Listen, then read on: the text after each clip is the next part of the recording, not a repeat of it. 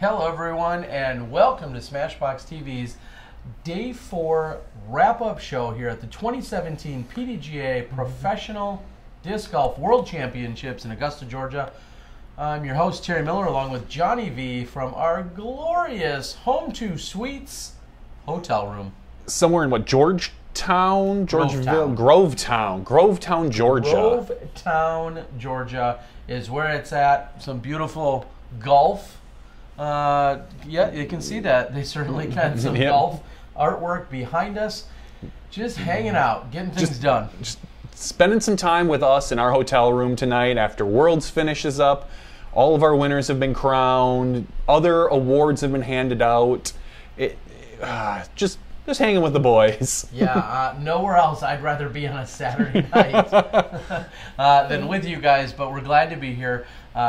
Things got going a little bit later tonight. Everything, as you may already have known, got pushed back a little bit today. There was an official rain delay, thunderstorm, lightning delay that was taking place out at the Fort Gordon round. I believe there may have even been a little bit of a delay as well over at the Jackson course. There was. Back at the International Disc Golf Center. That's a good 35-40 minutes away from where we were.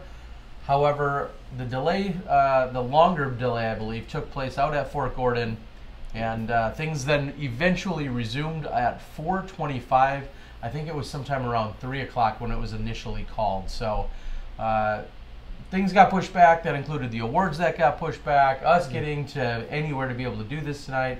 But we're glad you're here, and we're glad we can kind of talk about what we saw as the day to crown our champions. Yeah, and they're going to have to rely on just what we say and how we explain it, because due to all the pushbacks and delays, we've got a bunch of coverage and footage that's on cameras that there's no way we had a chance to transfer over to give you guys some highlights, unfortunately, tonight. So you're going to have to rely on what we say, and we'll try not to mess up too bad tonight. I can't promise that. But what we can say is, as always, expect both Jomez and Central Coast and Prodigy to diligently work. I'm sure they're working somewhere right now as well. Actually, I don't think I saw any of the three of them at the awards ceremony. Nope. They immediately took off, and they're probably putting together the round footage as we speak. So, like always, you'll probably see something from them mid-morning, and then you'll see more of a release a couple hours after that for the back nine. So, look for that, of course, tomorrow. One thing exciting for myself tomorrow and Johnny here, we are going to head out to the International Disc Golf Center again, and now we're going to see some golf played on this Steady Ed Memorial course. I thought we were playing mixed doubles. No? No, I would trade you in all day for a lot of well, I would too. I'd trade you in for the same thing. So, no, we will not be playing, but we're going to take it in. I'm going to venture to guess we're going to get at least second round action for you. I'm not sure of the exact format this year in terms of its best shot, alternate shot, whatever the case might be, but I know second round we'll be able to bring you that action. I'll record it and then put it out in a video blog format. So look forward to that so you can see the mixed doubles action that takes place tomorrow. They said at the awards ceremony, and we had talked about them pushing it back, they're playing a course tomorrow that they didn't play either round or any of the rounds this week. So it's still at the International Disc Golf Center. However, it's the Steady Ed course, which is a little bit easier course compared to the Jackson course. So hopefully everybody is going to enjoy seeing a new course. But they didn't want to force players to practice or play that new course necessarily when they weren't going to play it in the Worlds. And they knew that because there was such a short turnaround coming from Beaver State Flings National Tour event to getting here, they really wanted to leave open all those days that they could for either travel and or for practicing the other courses. I think this is a great format, and I think this is something they should probably go to from now on. Let's push the mixed doubles after Worlds. I think it's kind of a fun way for all the competitors to get together the day after the champions are crowned, and just this way it gives you more time ahead of time to practice the courses, rather than, because almost always those doubles rounds are on a different course that we've seen. And granted, this is a unique Worlds because there's only 2 courses and they've got a few in town. So I would like to see this go on from here this way, and I hope they push it that way. And it probably will. I think logistically it makes more sense. I guess it depends on your competitiveness in attacking this. I think of someone like a Paige Pierce who won, spoiler alert, won her 4th world title today. She's going to go out and try and compete for a doubles world title tomorrow. She doesn't really get to soak it in or let loose tonight, maybe she would like to, sure, after being able to celebrate her singles world's victory tonight. Ricky, as far as I know, is not playing in the mixed doubles tomorrow, so he doesn't have to worry about that. I think him and his 44 family members are out having some dinner right now. But that's the one downside, is tonight could typically be a night to let loose, to relax, to go out and enjoy yourself. A lot of times it is. And that's pretty common on a Saturday night here for the World Championships. But if you're at all serious about tomorrow, you're probably still grinding it out tomorrow yet too. Yeah. So that's the one downside. Agreed. So for those who somehow are not up to speed here, we'll go ahead and officially fill you in that out on the course today. We saw Paige Pierce take down her 4th women's world title in singles. She was chased quite aggressively by Valerie Jenkins. Yeah, there was one thing we had said I'd called yesterday. I said it's over in the MPO field. Like, I don't think anyone can catch Ricky with 8 strokes. Paige had the same 8 strokes, but I wasn't nearly as confident in Paige's ability to hold on to those strokes because of the course, the length, and her competitor, Val. Yeah. Like, we know Val is such a consistent player. She's constantly, if Paige wasn't handing a stroke over, Val was taking one. And that's how it went through like the first 9 or 12 holes. Yeah, it was a great battle that was taking place. I was going to try and get to the scores here for you. If we go to, of course, PDGA.com, and as always, we can go to 2017 Pro Worlds. That will have the information there. What I want to do is go ahead and pull up the hole-by-hole scoring, and I think Johnny's got it on screen for us. If that's the if that's the women's round, is that correct? That is correct. It is the women's round. So we're looking at the women's round here, and as we were driving to the course and getting ready for everything this morning, we were kind of saying, okay, well, what's happening? What's going on? They played the earlier round, and as you can see, Val Jenkins, the first 4 holes, she played them in par. Nothing too outrageous. No, so she played them in par. Looks like both her and Paige took the bogey on hole number 5, and then she went birdie. So through 7 holes, she was 1 under par. Paige managed the birdie on hole 7. However, she was 2 over par. So there was a 3-stroke swing right off the bat, and they weren't even to the back 9 yet. And it wasn't by no means was it over. So then they move on. They continue playing. Paige picks up a pair of birdies on 9 and 10. But Val gets one on 10 and 11. By this time, we're fully engaged, and we're watching every single shot and all of this go down. And then Paige goes on this par streak, and on hole 14, Val picks up another birdie. But then, unfortunately, her charge, I will say, unfortunately, kind of came to a screeching halt. It did. Hole 15. Paige seemed to have a problem keeping it in the fairway. She was catching a lot of branches and brush off to the left and right. The rain, I don't think, helped her out at all. I believe she seemed to have some grip issues. I watched her on a forehand. I believe that's 13 or 14, and one of the ones that goes downhill. She went to throw a forehand and threw it straight left into the woods. She hit a tree coming out, and I heard her yell something. I couldn't quite make it out. That she hated. I don't know if she said she hated this hole or she hated the rain. It was one or the other. But I was down at the bottom. Val throws a beautiful shot down, ends up with just a little bit of tree in front of her, and just has to pitch up to take an easy 3 and take a stroke from Paige. So I believe that might have been. Oh yes, that was hole 11 then, where Paige took a 4 and Val took a 3, laid up for a 3.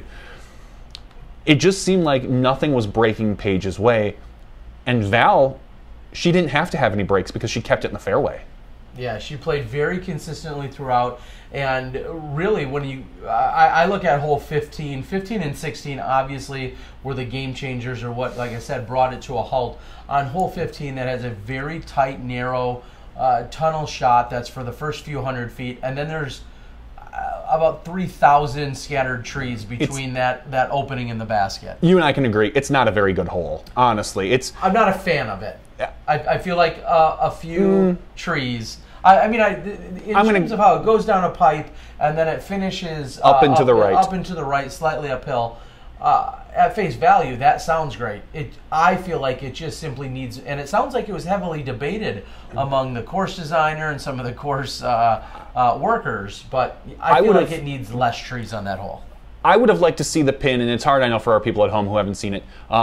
It's up and to the right. The problem is I think they could have pulled it down and to the right a little bit, basically bring it straight towards the main fairway, so that it was before that second set of random trees, as we'll say. I think that would have made it a really good hole. But as of what these competitors were playing, they had to throw a really good forehand and then hope just to have a lane, a lucky lane, I'll say, out there.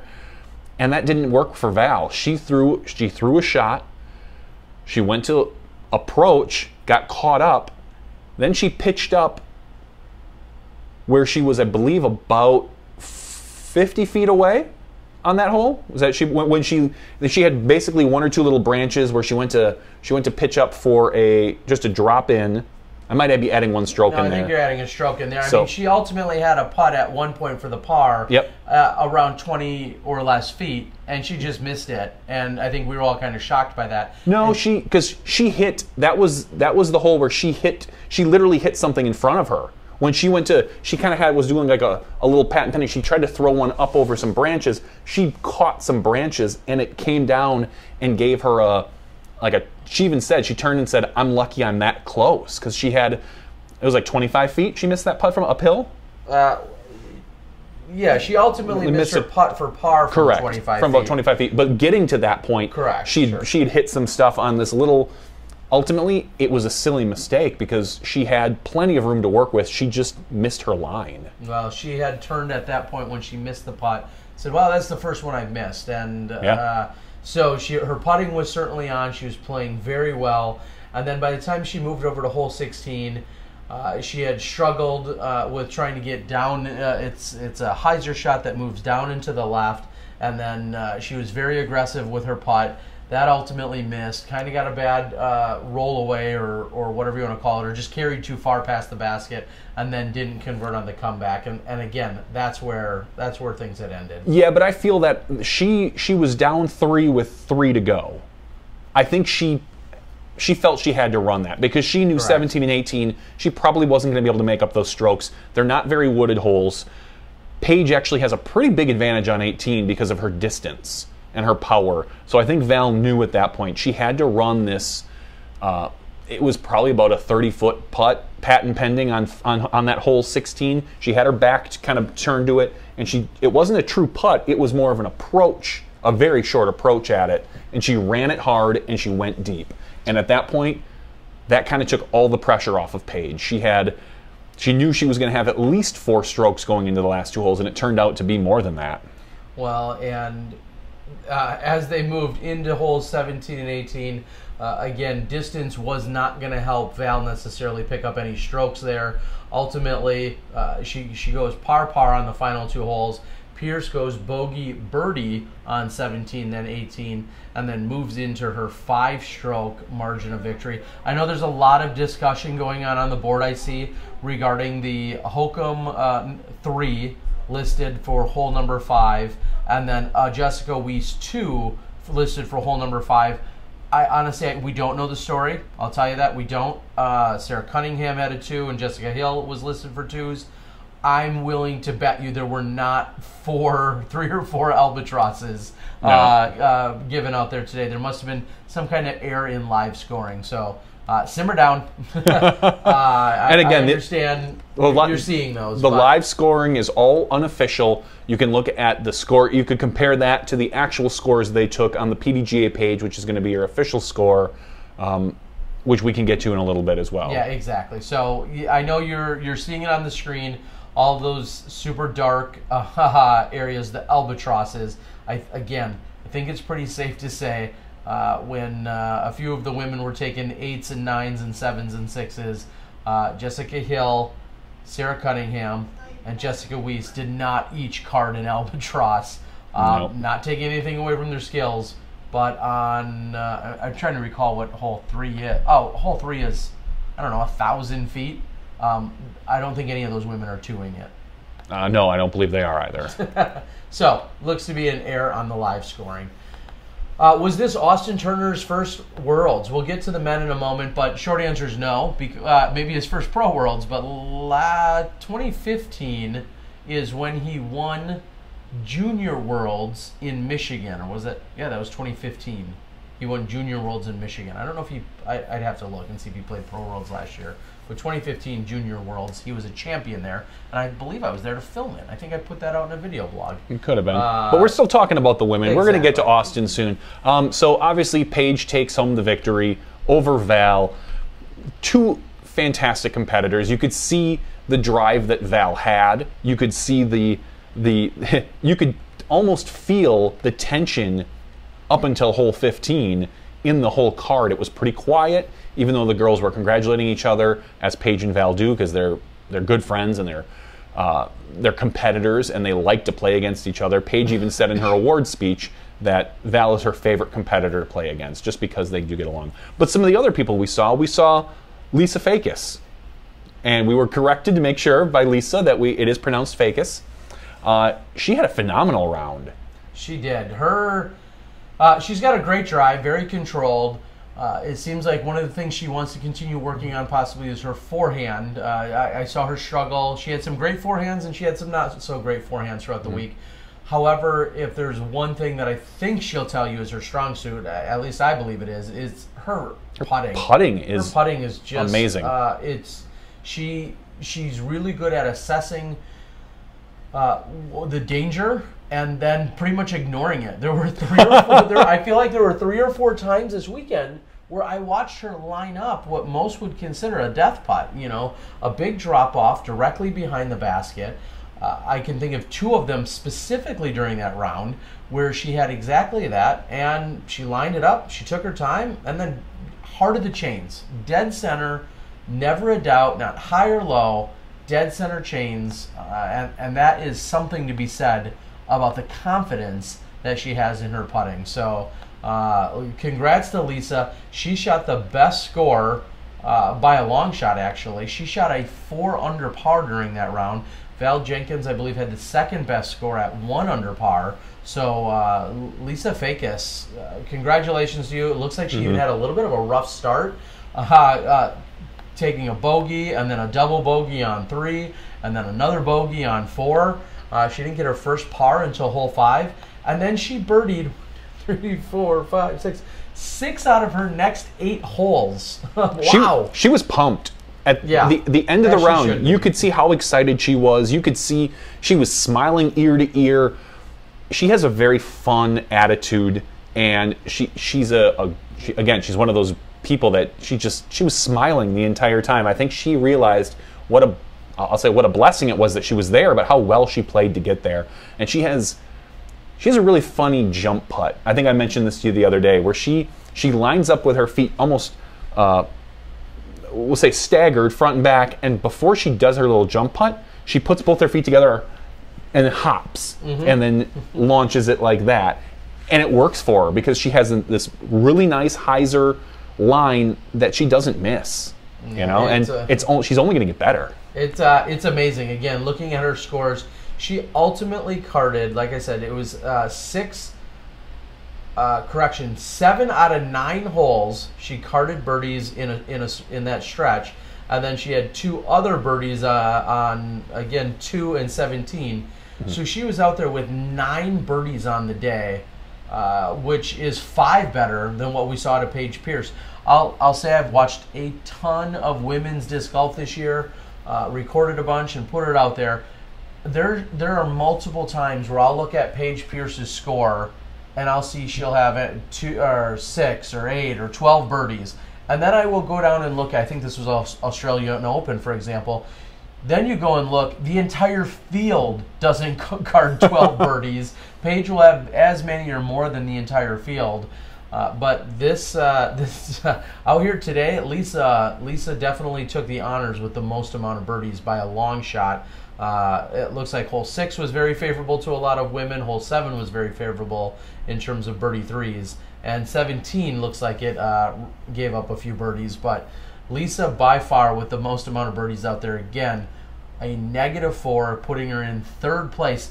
And I got to say, not having, you just kind of always assume you have Kat, Paige, and Val, and Sarah Hokom. Yep. Those are kind of your 4 most regular touring staples, you know, year in and year out. You just kind of always assume you're going to see those 4 frequently, even in that order, or in all of them within the, you know, order, depending.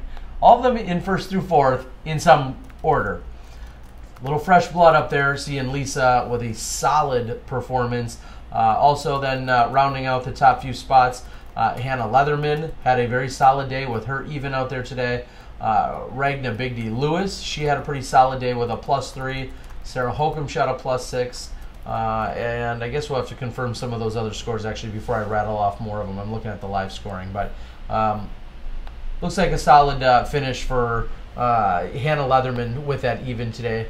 Again, same score that we saw out of Paige Pierce. So congrats to Paige Pierce.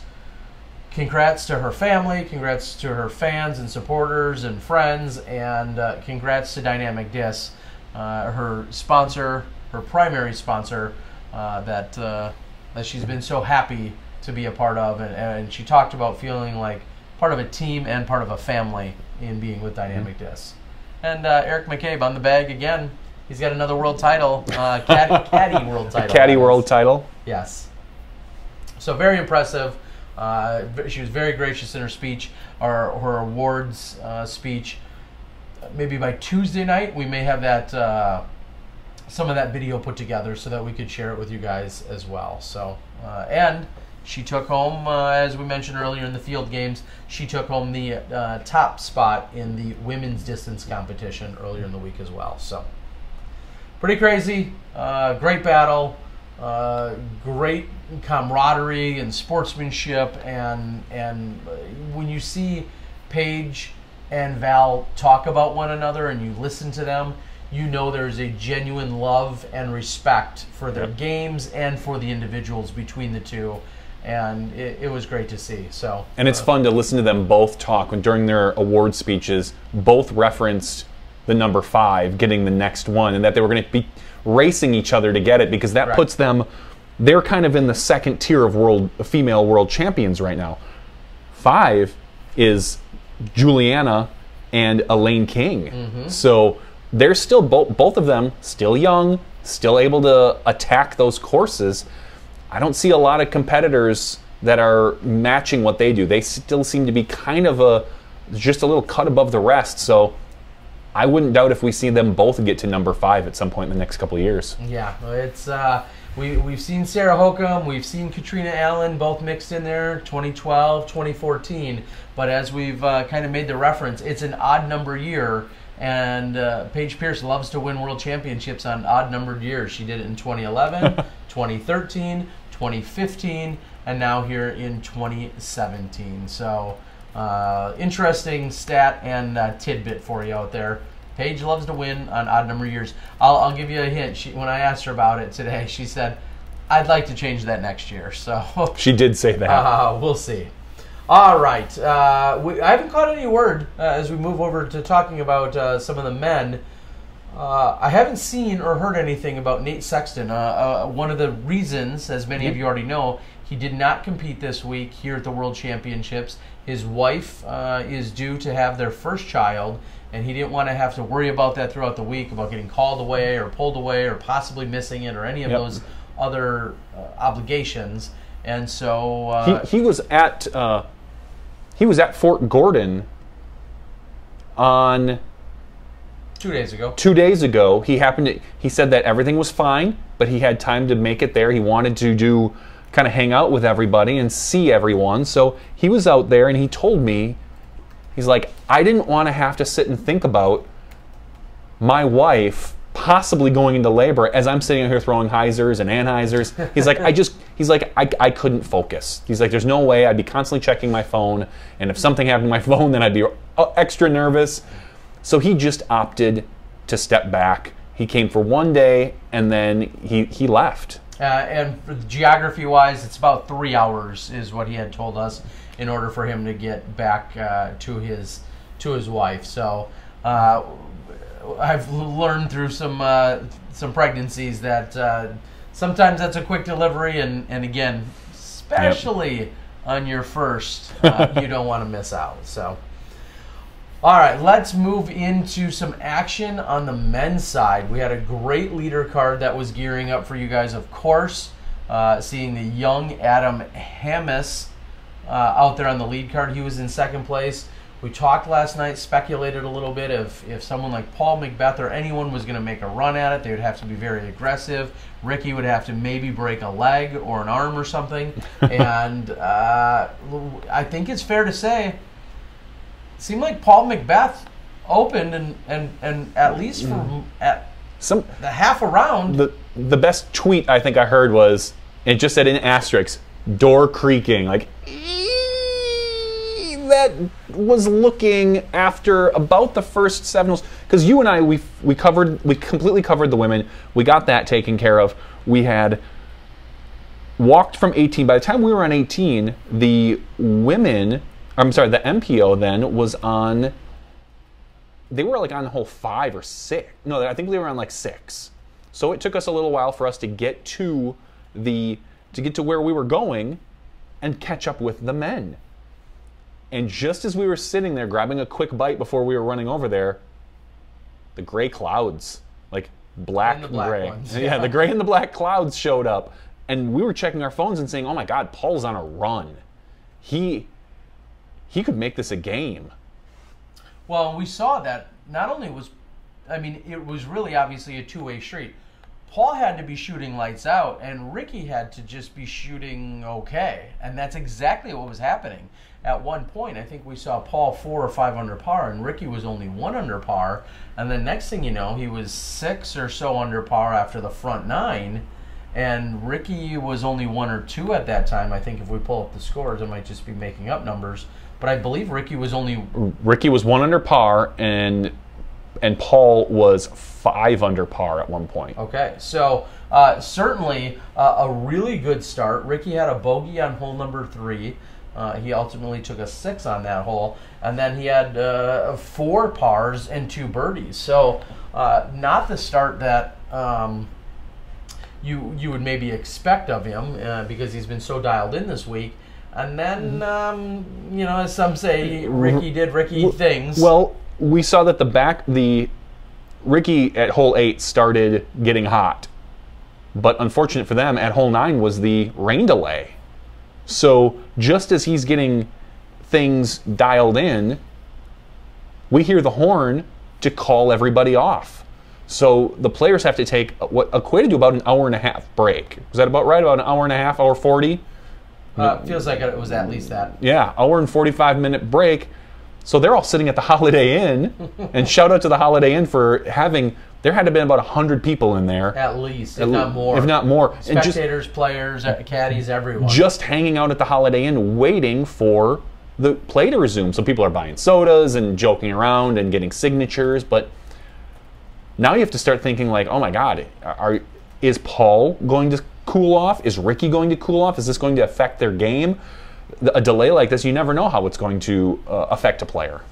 Well, it has to do with getting physically and mentally warmed back up. I mean, we've now been out there. Some people got drenched, some people didn't, depending on how prepared you were. And then, again, you could have been shooting lights out, and as soon as you take that break, some of that stuff may go away. So as you said, that delay was really interesting, and it proved to not affect Ricky at all. As you were just saying, he got pulled off, and then he came back out and immediately just started throwing down birdies. It did not matter to him whatsoever. He was birdieing everything that he could, every single shot that he could. Yep. And Paul McBeth, he came back out. We saw him move over to hole 10, where a lot of players take a big hyzer. And some people have to make actually difficult putts for it, not Paul. He came right out of the rain delay, threw his first tee shot, and his second shot, I think he possibly even putted with his driver. He was 3 feet away. Oh, on that big hyzer down the hill. Yes, correct. Amazing. I wasn't able to see where it landed. I was up at the top getting some footage and filming him. I believe you were down. Were you down at the bottom? I was down at the bottom watching it come in. Him and Simon both went up the gut. I'm sorry, both went up over the top, and the other 2 players went right up the gut. Correct. And then Johnny McRae threw a beautiful turnover that worked out perfectly for him. But Paul McBeth, going with that hyzer route, puts himself just 3 or 4 feet away. No problems taking the birdie. So, and I felt like a little air was let out of his sails when he got to the next hole, and he basically threw it straight into a tree. Shanked it. And that's a hole that obviously is very challenging as you look at the numbers out there. But that was a mistake I wasn't expecting to see from Paul McBeth. When he had started as hot as he did, he just comes off the birdie on 10.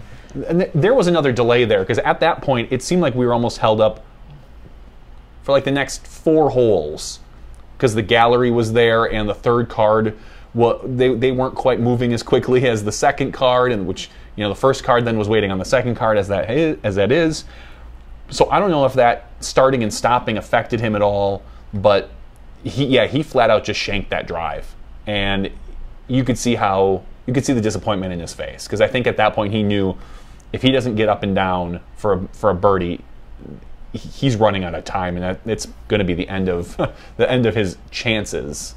Well, he still continued to battle forward, and what I think is really great to see is, although he came up short of winning the title, he clearly made a good run and wanted to go out with a bang on this final day. He ultimately shoots, was it the hottest, looks like the hottest round out of all competitors with an 11 under? Yeah, I think I looked, it was a 1060 or a 1066 rated round.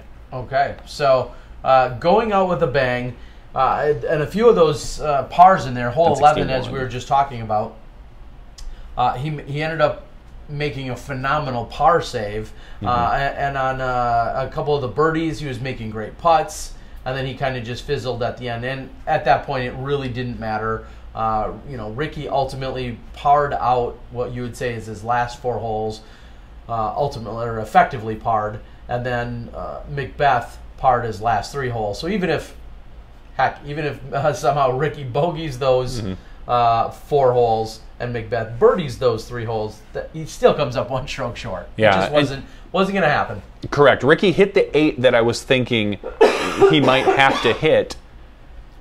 That would have been the low end of what he had to hit, but Paul didn't get to the 16 that I said he was going to have to do in order to catch Ricky.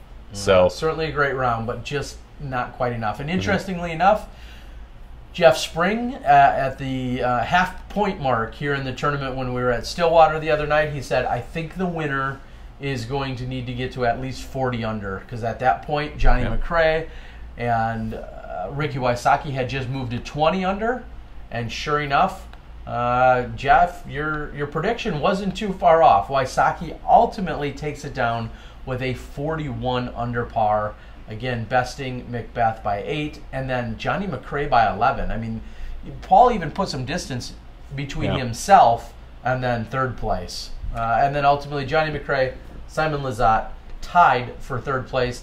Lizotte makes a massive putt. Maybe not massive. No, it wasn't massive. 45? It was a 40-foot putt, 45 putt. 45-foot putt to finish off. To tie Johnny, because earlier in the round, you see that Simon had a 7 on his card, and that wasn't him getting caught up on anything. I watched him 4-putt. He was aggressive at a basket. He was about 30 feet out, with literally the basket is sitting right at the edge of a hill, and you drop down past it. Not only could you go OB if you go far enough, but it's just nothing. You just drop down, and if you miss it, you're for sure going to be 40 feet away. So he ran at it. He missed it. He airballed it, and he was a good 30 to 40 feet away. Ran back at it, missed the comeback up the hill, and left himself about 15, and then just doinked it. And I think at that point he was beside himself. You could tell that all his momentum, as Ricky would say, was gone, and he just kind of was deflated. Now, luckily, he was able to kind of get himself back on track, get a couple more birdies, and then I was excited to watch him throw hole 18, and he really disappointed. Hole 18's 1,000 feet, so he walks up and he goes to crush one, and he catches some brush on the right, and he falls into the fairway. So now he threw equivalent of about a 300-foot throw maybe, but he's got this wide open fairway to throw another huge shot, and he crushes one and catches the brush on the right and falls for about another 300-foot shot. And you could just tell he was getting more and more frustrated. Finally throws what looks to be a great big turnover. Ends up putting it, what was it?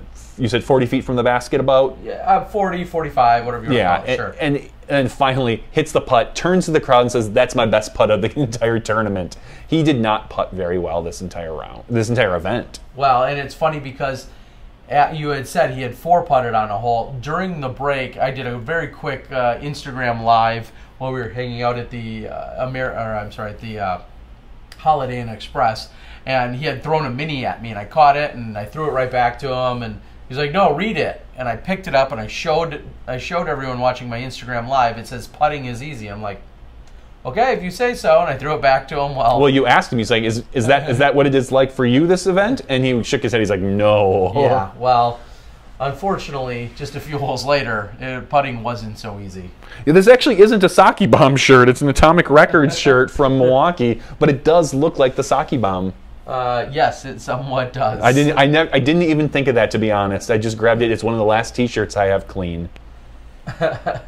All right. So, I was just going to say, we may or may not have a special guest. I think we're going to leave that out there because if it happens, it'll be neat and special. If not, then we'll worry about it later.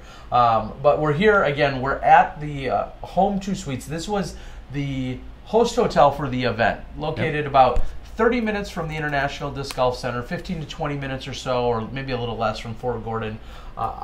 Real quickly, I just have to say I really enjoy the Home2Suites brand. I think they're relatively new. It's a part of the Hilton family, and I'm a big fan. Well, when they make my bed, which they didn't do the last 2 days, but other than that, I'm a really big fan of this place. Yeah, it's a really nice hotel. So thank you to Home2Suites for being a sponsor and a partner in conjunction with this year's Worlds here in Grovetown. So I wanted to get that out there as well. So, what else have we seen out there? I was going to say, should we talk about some of the other awards that were given out at the PDGA? Sure, if you remember them. I believe Katrina Allen wins. She won the points title from 2016. These are all the 2016 awards that are being giving out, and obviously took 4th place. Did she also win Player of the Year? Yes. She also won the Player of the Year. So congratulations to Katrina for winning Player of the Year and the points title from the 2016 season. Yep. Ricky Wysocki took home a handful of awards. I think he had to give one to each sister in order to get them back. He won the points title. Is that right? Or did he just win Player of the Year and... I don't know. That's why I told you if you're going to talk about him, you should know. I know he won. He won at least 2 other awards because he walked away with two obelisks. Yep. So, which I think he won the same thing. That's the same 2 things that Kat won. I think he won the Player of the Year and the points title as well. He also walked away with a basket and the trophy for this year's World. So he had an entire pickup truck full of prizes that he needed to get home. So congratulations, and thank you as well. One of the consistent... and he won Ricky won Player of the Year. He won all 3 points, Player of the Year. Maybe that's what he was. Maybe that's what Robert was saying. So yes, he won all 3. Well, and as we were just mentioning, both Paige and Ricky going home with DGA Mach X baskets as part of their trophy. There were kind of multiple trophies that get handed out typically at a Worlds, but thanks to DGA, Disc Golf Association, both Ricky and Paige going home with beautiful portable DGA Mach X's, just like you saw out at the Navy and Marine course throughout the week. So, and not at the International Disc Golf Center. Few notes from the board. Tommy Yu says he turned in late to the show. What's the difference between the Marine and Navy long with the MPO and the short?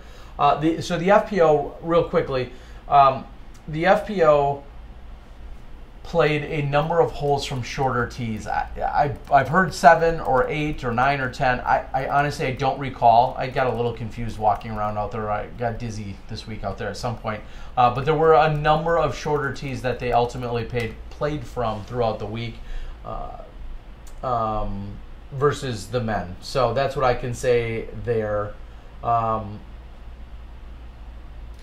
There is a Marine, there's a Navy, and I believe those 2 courses were the most recently installed ones. I'm not sure on that, actually, so I'll just quit talking. But I will thank Swami. I believe it was Swami who had done most of the organizing for all the coursework and on-site coursework in order to make that the Fort Gordon. And let's put another fun little rumor and situation to bed as well. Ooh, I like rumors.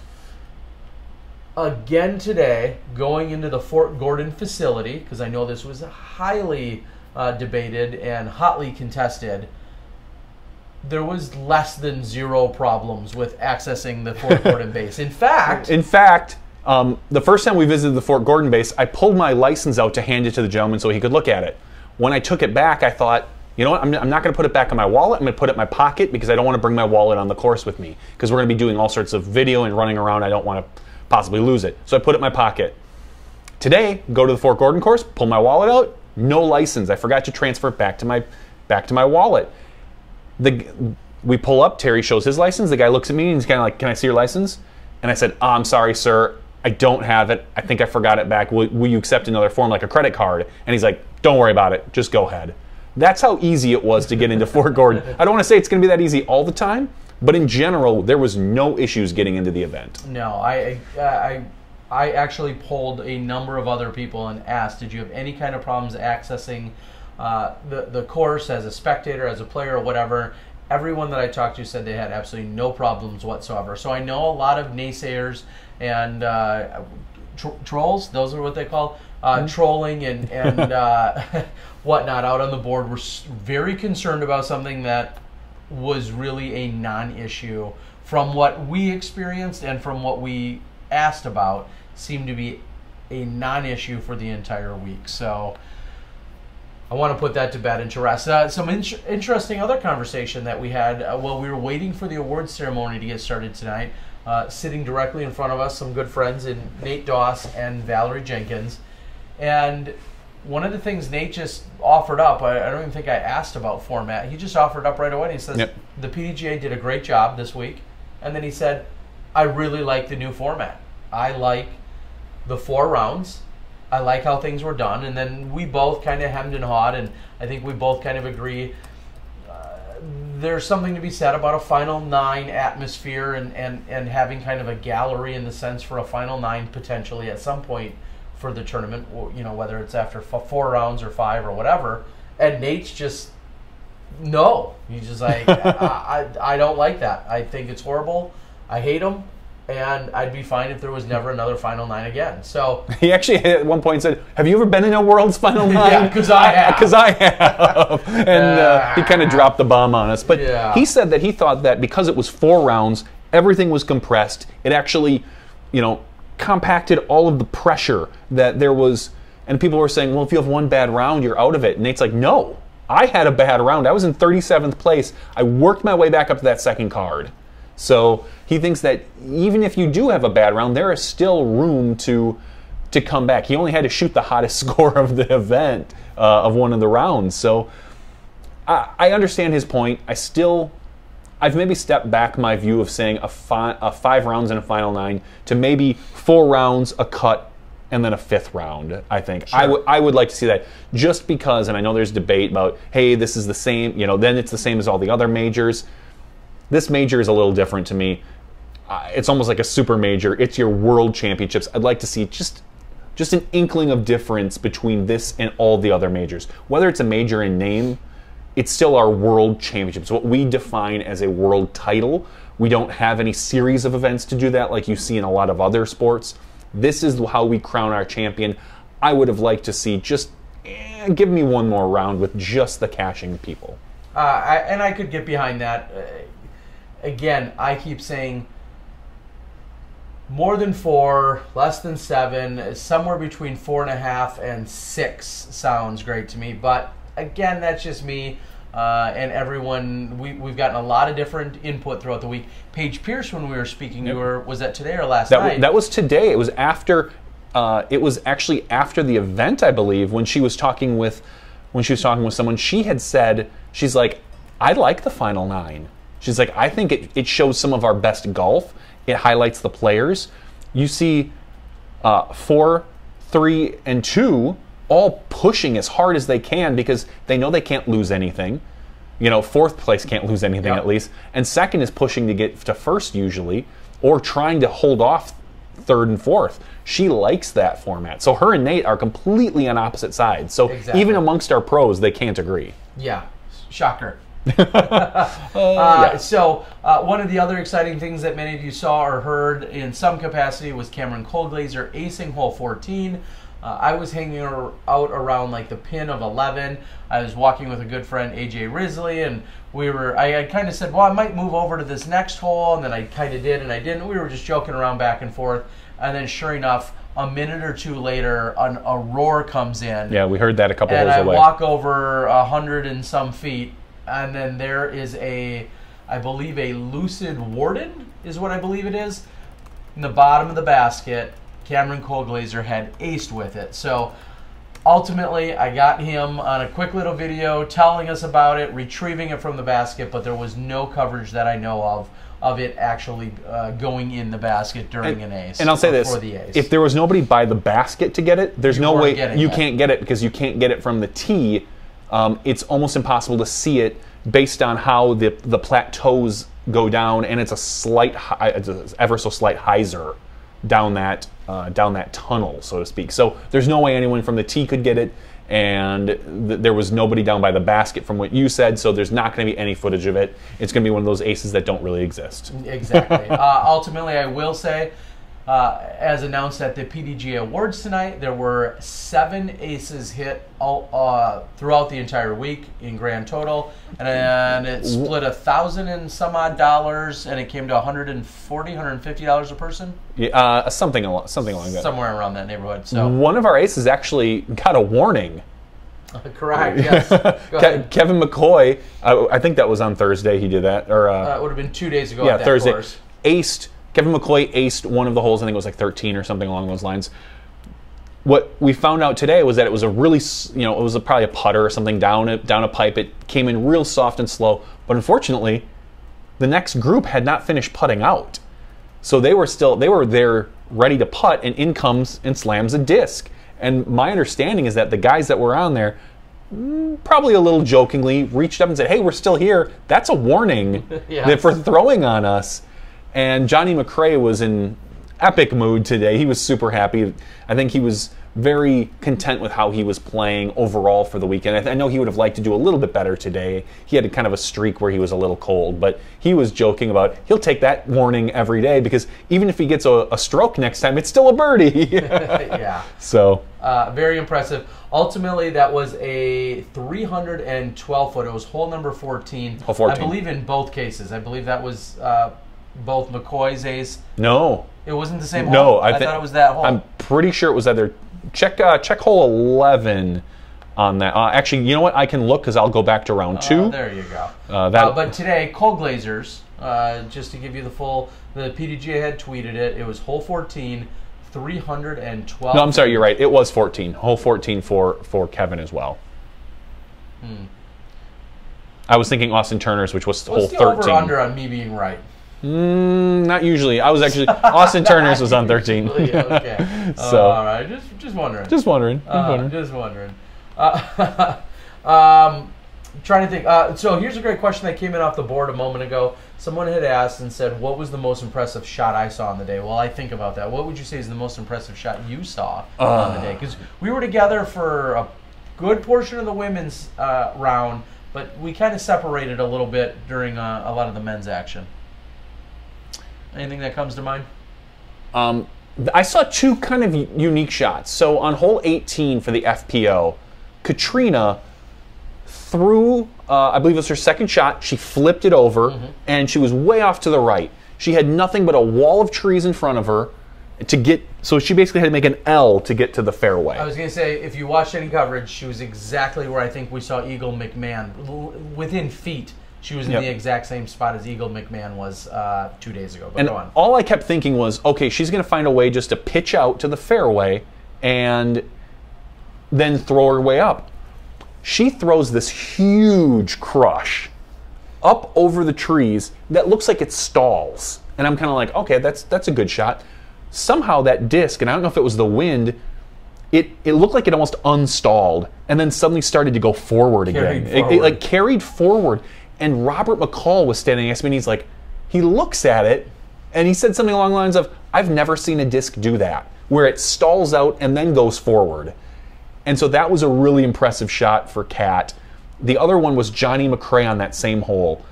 He was so giddy. He threw one up there, and then he's kind of looking, and there's these two or three big pine trees in the center of the fairway that you can either go straight to the right, or a lot of people throw Big Annie over. I watched that guy crush. He took a couple step run up and laid into his second shot just this booming Anheuser that cleared everything. And Johnny isn't necessarily known for being the longest thrower anymore, but it brought me back to when you and I had gone down to Sarasota, I believe, the Sarasota Flyers. There was a water tower that everyone used to get under and try to throw and hit the water tower. And Johnny McRae, I think, was one of the few people that had ever hit it at the time. He would throw straight up in the air to get it. And it brought me back to that thinking, Johnny can still crush. He still has it in him. He's 43, I think, 45 years old, and that guy hammers on a disc. So to me, that was one of the more impressive shots because I wasn't expecting it. Well, it was, he was certainly pumped, and before we go any further, there seems to be some challenges with the microphone. Somebody had said that maybe my mic, I don't know, I turned mine up a smidge at per request, and Bobby Brown, who's out there listening, said he also thinks that there may be an issue with my microphone. Try that. I think when you messed something up. I didn't mess with anything. I think your gain was off. Okay, well, I didn't touch it at any point. I'm guessing when you brought it out or when it was brought out to over here. Sure, I see what you were trying to do. I'm trying to keep you down. I can tell. Yeah, he says that's better. Thank you for the. Thank you, everyone. All right, letting us know. I think we're. All right, so for me, what I would say, one of the best shots that I saw on the day would have to be a birdie putt. One that comes to mind is a birdie putt from. I was going to say, I watched Ragna throw. I caught up to Ragna's group twice. Both times she made very impressive putts. One was on hole 14, I think we were just talking about, or maybe that was 11. Both of them have very similar drop-offs behind them. She also made a very impressive putt on 16. But one, to me, would be Paul McBeth's putt on hole 14. The one that we were just talking about that got aced. He threw a laser that came all the way down the fairway, went straight past the basket. It came in just short, literally inches short of being in the OB, past the OB line and the water. Somehow it stops. It kind of hit a little shrub or a tree or something. It stops. And he's looking at, is that 35, 40 feet uphill? Uphill. Straight uphill, a little bit of obstruction there. I think he had to go to a straddle at that point, and so he's putting straight uphill, and he cans it. And that was probably, from what I saw today in terms of the action, that was probably one of the most impressive shots that I saw on the day. Uphill, straddle putt.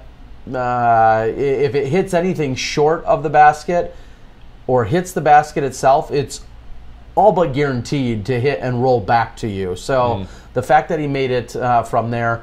Also, Lisa, where was one of Lisa's longest jump putts early when we caught up with her? I don't. Hole 8. Hole 8's one of the shorter holes that's out there. I believe she had a little bit of a jumper or a look at something. She ran it. She canned it. Very impressive. So Lisa Fajkus, certainly with an impressive putt on the day as well. I take it back. I do recall the most impressive shot that I saw. I'm looking for what hole it is. So I'm fairly certain it was 11. 11 is the 11. Yes, 11 is where Paul had hit the tree. So Ricky throws. Now this is hole 11, 704 feet downhill. I can actually maybe even bring up the picture of this hole for everybody. So Ricky ends up throwing and hitting one of the first trees on the right and falling dead center in the fairway. Now at this point I'm thinking, all right, just pitch it up, get in there. He throws down the fairway, he hits something and kicks way left. I mean way left. So he walks up there, and I'm sitting there next to the Jomez crew at the time, and he's looking at a gap. Now, if you look at the hole, you see that there's two paths. He's on the path that's... And those are really tiers, those are as it continues to go downhill. But the second one is the one closest to the... I believe it's this one that's... The first one is a path, the second one is another tier. Anyway, he's so far left that it's got to be about 100 feet into the swag. And he's looking for a way to cut through all the woods. He's down on like his hands and knees, peering, kind of like, you know, he's looking to see if he can find a gap. And I'm thinking like, okay, just Rick, you've got like an 8-stroke lead. Just pitch out and put it up there close. Take your 5 like a man and come to the next hole. Suddenly, and Jerry from Jomez runs over there, and Jerry was laughing. Ricky throws this bomb forehand up and over every tree, over the OB that's back there, comes slamming in 3 feet from the basket. Maybe 5 feet, because Adam Hammes turns and goes, 5 feet! The whole crowd erupts, because from where Ricky was, there was nothing. Like, a normal person looks at that and says, I can't get this to the basket. And that's when I realized with Ricky, like, having such a pin-perfect forehand and a very good backhand, he is almost unstoppable. And it was ridiculous. The whole crowd erupted. And I looked at, God, I looked at Don Smith. I turned around and Don Smith goes, wow. Yeah. Well, Ricky doing Ricky things, I think is what he might have said. It was something, and I'll say this. I don't know if the Jomez guys were able to get it. I know Jerry was able to get the actual throw, but I don't think they could follow it. So hopefully, when it comes out tomorrow, take a look at that hole with Ricky, and you'll see why he's the world champion. Well, it sounds very impressive, and part of the speculation and conversation that's already taken place, you've talked about it, we've seen it on the board, other people have already talked about it, we even openly discussed it with Nate Doss as the award ceremonies was getting started tonight. Ricky Wysocki is now going to take his 2-time title, and now he's going to take that over to Vermont next year in 2018 at a course and a facility that he has previously already dominated. Yeah. The events. Like I know he ran into an issue at the Pro Tour Championships where he did not play as well as he wanted to, but during the actual event, he destroyed it. So now he's going to a course where he feels even more confident than probably where he won his first major here in Augusta.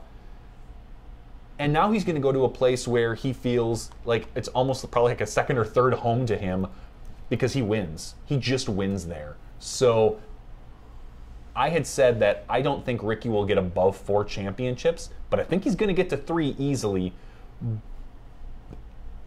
I don't know. Man, it's so tough to say. Well, Carver G, he'll have to deal with you, and I bet you he's not scared. I don't think he's scared. No offense, but probably not scared right now at this point. So, again, a very, very impressive performance, getting to that 41 under par. I don't remember who the conversation was with earlier in the week as to the exact final number that under par, the overall under par score would take to win. And for some reason, I want to say, without really analyzing the courses or thinking about it, for some reason I had made up a number 44 in my head. And I think I verbalized it somewhere. I talk a lot, so I don't really recall where or with whom. But 44 comes to mind. So Ricky with the 41 under par. But really a huge separation between him and the next person. I was going to say the next level. Well, this week he definitely was on a different level from Paul McBeth. finishing 8 strokes behind him. I do agree. I think this particular weekend he was above and beyond Paul McBeth. There's no question about it. I think I said it yesterday, I think Ricky's the best player in our sport right now. He has a better forehand than Paul, maybe not quite a better backhand than Paul, but his putting is also what puts him above and beyond Paul. So I think Ricky is the top in our sport, but I still think Ricky and Paul are at their own tier, and then there's everyone else. So would it surprise me if Paul won next year? Of course not. But I'm going to say right now, Ricky is going in as the odds-on favorite. Well, we've got a long time to go, and that's another interesting tidbit to talk about is that next year's World Championships, after being as early as it was this year, this is the earliest that we've seen the Worlds. June 20th through 24th or something along those lines. And now next year, it moves to the first weekend in September, which is going to also... I mean, talk about a good year to win. You get to enjoy your Worlds. You get to enjoy your title a few extra months. Yeah. So next year, when it moves over to Smuggler's Notch, the #1 family destination for 1,700 years running out in Vermont, when it moves over to Smuggler's Notch, that will take place in the first weekend in September. So we're going from the earliest that it's ever been to the latest it's ever been. Exactly. As far as we know. So that's something that is definitely interesting. So if you're planning on making or having babies, maybe you want to plan accordingly that September for some of our top pros, maybe. Yeah, just for whomever. I'm just there's your pro tip. Check your calendars for making babies. Yeah, I don't. Vermont in September is it's going to be gorgeous. Yes, correct. As far as weather and scenery. And Smuggler's Notch itself is a great course, and we know we have good cell signal there. Yes. I talked to Jeff Spring today as we were walking out, and he said, well, I see you next year. And I said, you probably won't see me because I know your cell signal is so good that I'll be able to stay at home and do our live broadcast. So he was pretty excited. I think the whole next year's Worlds is going to be another epic battle. It will. And again, there's a lot of conversation that we've had and everyone else have had about the just the lack of capabilities in order to have a full round, a full live signal at these courses. And thankfully for the 2018 Worlds, as Johnny just said, we're already good to go. We're looking forward to being back at Smuggler's Notch. We'll be there as the Disc Golf Pro Tour goes there in a couple of months. And then we'll be back there, of course, for next year's World Championship. So good to know that unless someone goes out and cuts down some Verizon towers, don't give anybody any ideas. Pushes them over and ruins them out near Smuggler's Notch. We will be live for next year's World Championships. Unless somebody else puts in a better bid to offer. We're not guaranteed anything here. That's right. Our goal is to be live next year, but if somebody comes in and beats us and says, well, they can do better for less money, hey, go at it, man. Go at it. I think this week I had a lot of people. First of all, I had a lot of people. Thanks to everyone out there who maybe came up and said hi and whatever. But I had a lot of messages from people who are saying, where can I find live? Am I looking in the right place? Am I looking in the wrong place? And I think it shows that, I told somebody that I think the live, it won't be a determining factor in where Worlds is. Probably. But the PDGA has heard loud and clear that live is wanted, especially for this event. And I said, I hope live is that one straw that tips the scale. Like, if all things are equal between two places that want a Worlds, the courses are both awesome, the volunteers and the local clubs are great, that if one can do live and one can't, then I hope, obviously, that is the deciding factor. But if it comes down to where there's only one bid and there's no live cell signal and the coverage is garbage but the courses are great, you have to give it to the place where the courses are as opposed to a mediocre spot. Well, we're going to see as that continues to unfold. Hopefully live becomes more and more options in more and more places. As we know, sometimes the challenges are just simply beyond us like they were this week. But yeah, fingers crossed on locations and technology to continue to work with us and improve. So question on the board talks about the World Championships. I believe Chris Young is it, who's out on the board and is also very active in the Worlds for next year, has talked about the dates. And I think you had posted the 3rd through the 8th, and then someone's talking about Labor Day weekend. I believe that sounds right, that it may be actually starting. It might start right after Labor Day. Yeah, I'm guessing Labor Day then. weekend is probably like the whatever, and then the 3rd is going to be like the day after Labor Day, that Monday or Tuesday probably. So, and why do I look like a lobster today? I don't think in fact, I probably got less sun than any of the other few days. Excuse me, I was working an umbrella throughout the day. I think it's probably just a combination of the shirt going along with my already red and the lighting, the gorgeous lighting that we have in our remote studio. Yeah, the less than ideal lighting that we have in here. So it could be a combination. The one thing that you guys may notice as I did a few interviews, somehow I ended up putting on the same shirt this year that I wore last year during my interviews. I'm going to make that my thing. Every Worlds from here on out. I hope not. Because yeah, every Worlds. I hope next year you're way skinnier and it's too baggy. I did think about that as well. It's too baggy then. Well, then I'll just find this same shirt in a smaller size. I'll be wearing a medium by next year. Someone asked, how is JV still so white? 100 SPF sunscreen is my secret. I do have a little sunburn here in the back of my neck where I missed some spot, but ultimately, this was an interesting weather-wise because it was so humid and so hot, and then the best time of the entire round was after that storm hit. The temperature dropped, the humidity dropped. You went out; it was actually pleasurable for the last 9 holes. The bugs were still a little bit annoying. He did back up eventually, I feel like. Maybe towards the very end, but I thought ultimately it was very, very good. One of the cool things I did is I've got some 360 video of Paige Pierce winning her World Championship. I want to kind of cut it together, and I'm going to put it out on YouTube, so you'll be able to kind of look around and see me carrying the stupid 360 camera, but you'll also be able to see everyone around, Paige hitting her final putts and some of her drives. So I'm looking forward to editing that because I've never done anything with 360 video. All right, well, so look for that out there. Litmus Paper had asked if anybody knows of other events going on in the Augusta area anytime soon. They have a very strong club and organization here. I'm guessing you could Google Augusta Disc Golf. I'm sure they're on Facebook. I don't know the exact names for all of them, but I know if you went out there and did a little bit of digging around, probably nothing to this scale anytime soon. I know the International Disc Golf Center also holds a ton of events ultimately throughout the year, including just a few weeks ago they had a women's only event that took place. So there's almost always things going on out at the International Disc Golf Center and then around other courses in the Augusta area. So just go out and take a look for them. I'm sure you could find them.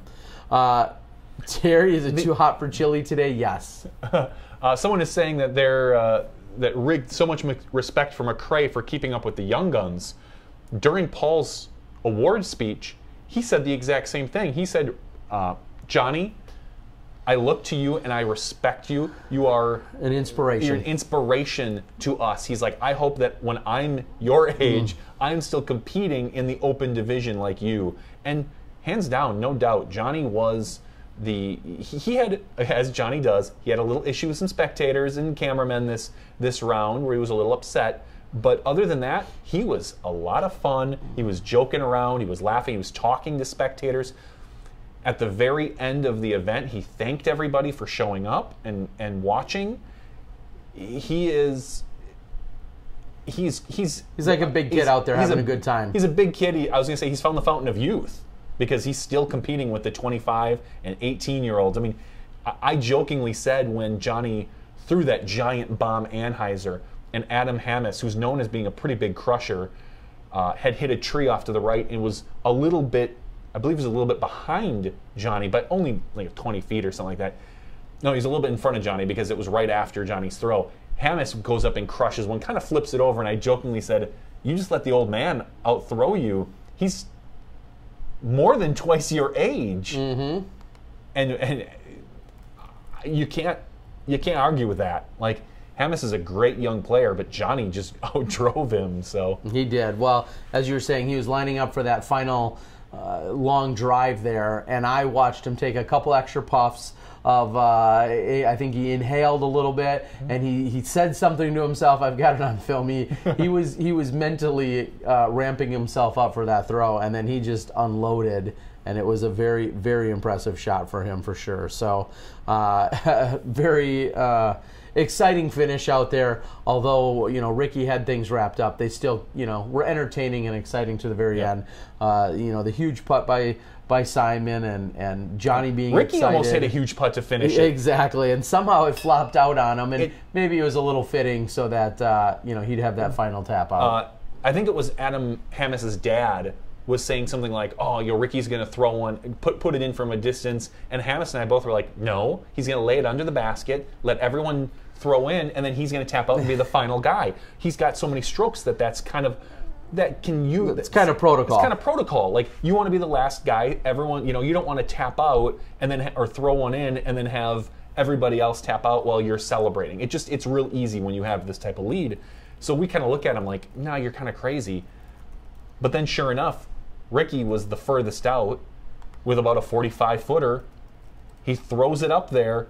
He takes 2 big raptor steps, it hits right chain and kind of flops out and falls underneath of the basket. So even in his final putt, Ricky second final putt, Ricky was going for it. He wanted to win by 1 more stroke. He wasn't content to throw it under the pin and just take the accolades. Wow.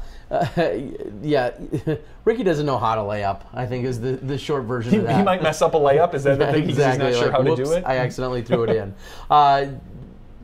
Someone Truett asks, will it only be 4 rounds again next year? I think 8 to 10 rounds gives a much better idea, so on and so forth. Again, that debate could rage on for years.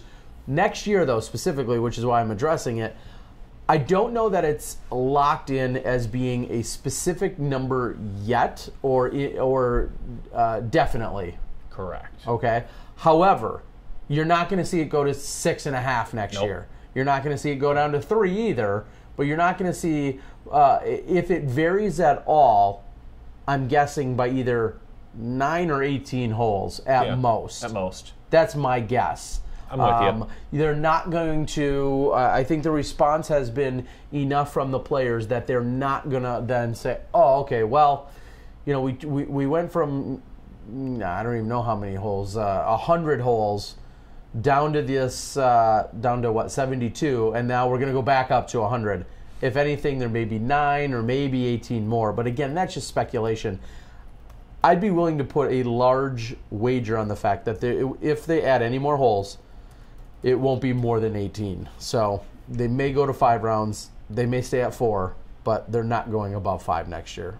I'd be willing to bet that. I'm with you there. I think Elephantricity says that I don't think additional rounds would have seen Ricky fall off. Well, and that's it's hard to say because the 4th round, like I said, it could have gone differently if he knows there's more rounds. Maybe he plays a little less conservative in the beginning and not take all those pars, or maybe he was just playing his game and still took those pars.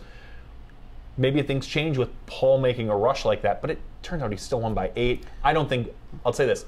I don't think Ricky was losing this after day 3. Okay, so let's quickly recap.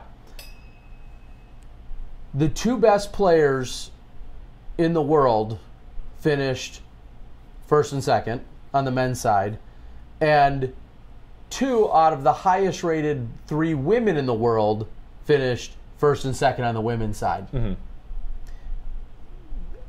Had there been some crazy anomalies, all right, had there been the 38th best person and the 17th best person went 1-2, you know, on either side, then there might be some kind of additional argument about enough rounds and this and that. But really, the 2 best women in the world and the 2 best men in the world finished. Nope. Oh, you'll be back? Okay. Finished where they did. I think that kind of drives home the point. The cream will rise to the top. There was 4 rounds. The best players finished where they should have, so to speak. So, yeah, that's what we can say about that. And maybe for now we'll be putting to bed the whole multiple, you know, more rounds conversation. That's something that may come back up in another 6 to 9 months. But for now, We don't need to worry about it. No. And we just got a note that our special guest will show up in about 10 minutes, so stick tight. We're going to fill some air for 10 minutes while this person gets together and makes their way to our hotel room. Okay. Let's see here. There was one. I was just going to say real quickly, go ahead while you look. Well, I think it's Westside Maple who says, I play 3 rounds a day all the time. Well, Westside Maple, you do not play 3 rounds a day on these courses. On 10,000-foot courses. And you also, if you do play that, that's great. That's great exercise. You have to be super skinny and super fit and enjoy disc golf. But you also don't play them, I guarantee it, in 4 to 5 hour time frames per round. And probably not in 90-degree weather. Yeah. So, yes. So there's a substantial difference here in terms of playing 1 round at Jackson or 1 round at Fort Gordon that's taking somewhere between 4 and 5 hours versus going out to most of the local parks we find in disc golf where you can get in 18 holes in 45 minutes to an hour and a half depending on how challenging it is. So someone asked, forgive me for not seeing it, do we have any complaints with Worlds? I'll say this, I think the weather today, not that anyone can help it, the weather today tamped down spectators. There was a big push. One of the reasons that they had it at Fort Gordon was because they wanted to push disc golf and show the military. Because yesterday was, I believe, graduation day for a lot of these guys on the military base. Today was a day off where they had nothing to do, probably if they didn't have family. So they were expecting a big turnout of military personnel on the course. I didn't see it. That's the one drawback I think that there was. There were some guys out there, and I tried to shake hands when I talked with one of them, and he finally at the end he was like, "Oh yeah," because I had a disc and I had Ricky and Paige sign it, and he looked at me. He's like, "Oh, where did you get that disc? Any chance?" And it was already signed. I only had one. I felt really bad. I wish I had one more. I would have just flat out given it to him. And he's like, "Where can I buy one of those?" And I said, "Well, now the military base, they had some issue with selling on the military base, so they couldn't sell any memorabilia on the base itself." And he's like, "Oh yeah." He's like, "Okay, well, that stinks." He's like, "It's probably due to some of the taxes." He's like, "Oh, by the way, I'm a military guy." And I was like, "Awesome." Sure. And I shook his hand. I said, "Well, thank you for everything you do. Were there, what was the deal? Was there a lot of guys out here?" He's like, "I didn't see a lot of guys out here personally." Okay. And I'll say neither did I. I was hoping to see more of the military personnel out and about. That's the one complaint I had, is I think the weather maybe held them off more than it maybe would have if we would have had a gorgeous day. Okay. Well, and it's tough for me to even chalk that up under the complaint department. I fully understand what you're saying. Maybe a wish list almost. There's nothing wrong with Worlds. I guess the complaint was a lot of people had a complaint that why are we playing Fort Gordon when it's never been played in a tournament, even though it's a great course. And like I said, it was to reach out to the military and get those guys and to see it. So maybe we can spread into more military bases, push the sport of disc golf towards these guys and gals, and see that. And I didn't see that. So that was the one complaint, that didn't happen. Okay. In terms of complaints, again, we come at it from a slightly different perspective, of course, than what our players do. We can regurgitate what some of the players may say or some of the feelings that we think we may have, added up throughout the week. Again, some people may have said, well, the Fort Gordon course maybe wasn't quite as worn in as they would have liked to see it. I don't mind that. Well, yeah. And a great comment made on the board was that the Fort Gordon course, albeit maybe a very tough and challenging course, and certainly did just that, it challenged our players, that it may have also been a little bit more challenging for spectators to navigate through. We talk about that a lot. We want wooded holes that are really going to challenge accuracy, but those same wooded holes are also not ideal for spectating. No, holes 10 through 16 were almost impossible for a lot of spectators. They couldn't get near the players, which is fine, but there was nowhere for them to go. So the next group behind them always had to wait extra time while the spectators were filtering out. So until you got up to hole 17, there was a lot of people in a small wooded area, and it didn't necessarily always make for the best environment. Yeah, so and we see that at a number of courses. We see that at very old and well-established courses.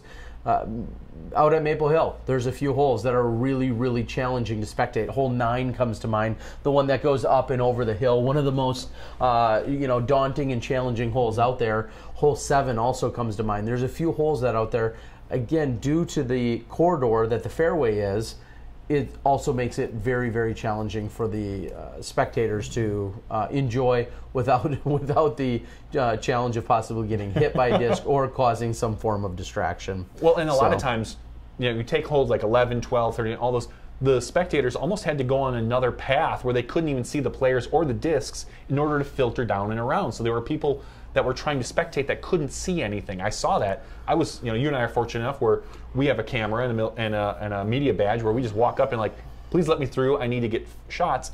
A lot of people I walked past just couldn't see anything. Yeah. And it was unfortunate. I say that's the one downside. But the course was really good, so it's really hard to weigh everything that we want to do in our sport. We don't want to have just these wide open shots that cater to spectators. And if we do that, then people complain that, it's too easy. Well, there's no shot shaping. There's no shot shaping. Well, then you put ropes in there, and then people are like, well, it's kind of arbitrary. You've got all these OB ropes where, on the spectators stand out. There's still no shot shaping, so to speak. Well, then we put them in the woods, and now our spectators can't see. So there is a very tough balancing act that the PDGA has to do, and I give them a lot of respect for the stuff that they can do. Well, and speaking to the staff, we talk about all the people that are at the PDGA headquarters, along with the volunteers, along with the volunteer coordinators, and just everyone else that was out there throughout the week, including everybody at the base, of course. Swami, I know, was helping organize and orchestrate things out there. There was no shortage of effort that was put in by dozens, if not hundreds of people, so that everyone's experience could be the best that it possibly could here for the 4 days of play. And that speaks again, when you talk about amount of days, 4 days of competition makes it that much more manageable in terms of spotters, volunteers, people running waters, running out for lunches, swapping out people, scoring, all of those types of things are a lot more manageable. Before we have our guest on, I want to say thanks to, all the volunteers, but specifically Fort Gordon. There was water for everybody. There was not just jugs of water, bottles, individual bottles of water. There wasn't a time when I think I went up to one of those, one time in the 3 or 4.5 rounds I walked, that I went up to a hole, opened up a cooler, and there was not a bottle of water in there. Because almost every one of them had a message that said, if it's empty, text me.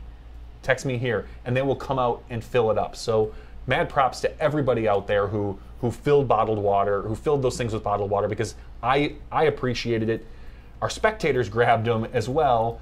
Our players used them. There was never a time when people should have been without water. So I'm going to get up for a second. And why don't you sit and talk with our special guest? Oh, okay. Before he or she comes on, the question is who? There was one guess of Paige Pierce. We're going to give you guys 10 seconds as they get prepared to see who is going to join us tonight as our special guest here on Smashbox. Looking off in a distance. All right. Go ahead. Your guesses are rolling in. And as you guys continue to do so, what up? Welcoming to the show, I'm going to go ahead and mic you up there, buddy. We have none other than our two-time and now defending world champion, Ricky Wysocki. Yeah, Rick, let's go! All right, I gotta think of all the taglines everything that gets. What up, Rick? That a boy, Rick. Okay, so congrats. Your Rick pick. Yes, I got my Rick pick on, and I that might be the last one. But now you keep winning, I keep wanting pictures. All right, Rick. We've got tons of people out there watching and wanting to know what's going on. How does it feel? It's awesome. It's so amazing. I just got back from dinner with my parents and siblings and everyone that came out to support me. So I bought everyone pizza. So that's the least I can do for showing them my support all week. And that's awesome. Yep. So you went out to dinner, some pizza action. I kept kind of always joking throughout the week that you have a ton of people here, like 1,000 siblings. How many people were really here in like your entourage, like sisters, brothers? How many people are here? Well, so I have So I have, I gotta think about it. I have, There's a story. yeah, right. I have my whole family here, pretty much minus three people, which is actually kind of a lot of people. But Yeah, some families. for some are three families, it's a people lot. big. But my family, 3 people isn't that much. All right. So how many? You have how many brothers here? I have one brother. One little brother. He's about this tall. Yeah, you're right. Okay, He's so 12 far. years old, so he's short. Okay. He was and on, then how many sisters here? I have 3 sisters here. So 3 3 sisters sisters. here, and How many friends? I had a few of their friends here. Okay. They were come out to watch, and then my brother-in-law Yep. and my dad and my mom. Your dad and your mom. Yeah. Okay, so when I say like 44, I'm Yeah. not far off. Right. All right, so there's a ton of people out here. What's it like having so much support, so many people? I mean, when we went from hole to hole to hole, and there was always cheering and applauding, like you had your own cheering section at all times. What's that like? Because not nice. everybody has that. Right. Yeah. No, they definitely don't. It's really nice, and it's kind of weird at the same time because I don't really know if I have a good shot or not. Because like as a player, you want to know what kind of if you're throwing a good shot before you get up there, because to kind of feel just like comfortable. But they were clapping, and sometimes I didn't have the greatest shot just because they wanted to clap and show the support. So it was kind of good. And obviously, it's good, but like that was the only really bad thing. It's like I didn't know if I was a false sense of a good shot versus what I think is a good shot. Well, let's be fair. You could tap in for a par, and everyone erupts, and somebody else can hit like a 40-footer for birdie, and it's like Right, 2 claps. Yeah, 2 claps for them, but you're tapping in for the Yeah. par. They're like, yeah, go Rick. That's how it is, though. You go to local, you go to the different tournaments, and you always get the Kale in Minnesota feel, or the Steve Rico in California kind of. Sure. There's always the local support, and so that happened to be me this week. Well, it did, and I think it's awesome, and of course, it's exactly how it should be. How far is home from here? I know you kind of talked about this feels almost like a hometown win, but how far is home for you right now? It's about like 2 hours and 15 minutes. I live south of Charlotte, so I don't live quite don't live as far north as Charlotte, so I live about 20 minutes south of Charlotte, which is like I said, 2.5 hours. Okay, not quite. So not too bad at all. So I'll get to one of the questions on here, and I think it's a perfectly valid question to ask. Are you the best player in disc golf? Right now, yeah. I mean, obviously not ever. That's Okay. that's definitely but right now, I think the past 2 years, I think that I think I am. With the way that I've won world championships and played at a high level consistently, not just here and there. Even if I'm not winning, I'm getting in the top 3 or 4. So as far as consistency and winning the big tournaments and series points and all that stuff, I've won, every series last year, every series points finale, the NT, the World Tour, the Pro Tour, I won every point. And so, point system. So, and so I think that that's one sign. But I mean, even this year, continuing the momentum I carried from 2016 into this year. And so I think it's pretty self-explanatory with my play right now. That, but yet we see if you go to PDGA ratings, which everyone can have their opinion of, you're technically 1 or 2 or 3 points behind Paul McBeth in rating. But everywhere else, you feel like you've edged them out. Right. Yeah. I mean, that's going to take just like the ratings. As you guys see, it takes time to kind of catch up to if you're playing better than your rating, then it's going to take a while to catch up, and vice versa. Okay. So it's kind of at that point right now, and I'm not taking anything away from him. He's a great player, but it's you can only that's what we do. We try and play to win, and we try to be the number 1 in the world. And if you are, that I've done that, and I've played well enough to earn that. And You have. Okay. Well, now we're looking in most recent history. We saw the Eric McCabe win one. We saw Avery Jenkins win one. But then it really, and we've seen Nate Doss sprinkle one of his 3 into there. Here you are. Paul's got 4. You ended his streak. Now you're on back-to-backs. It's obvious to say you're looking to start your own streak and continue it. How do you even think about maintaining that dominance? Like, what are some of the things that you can do to stay ahead of Paul and everyone else?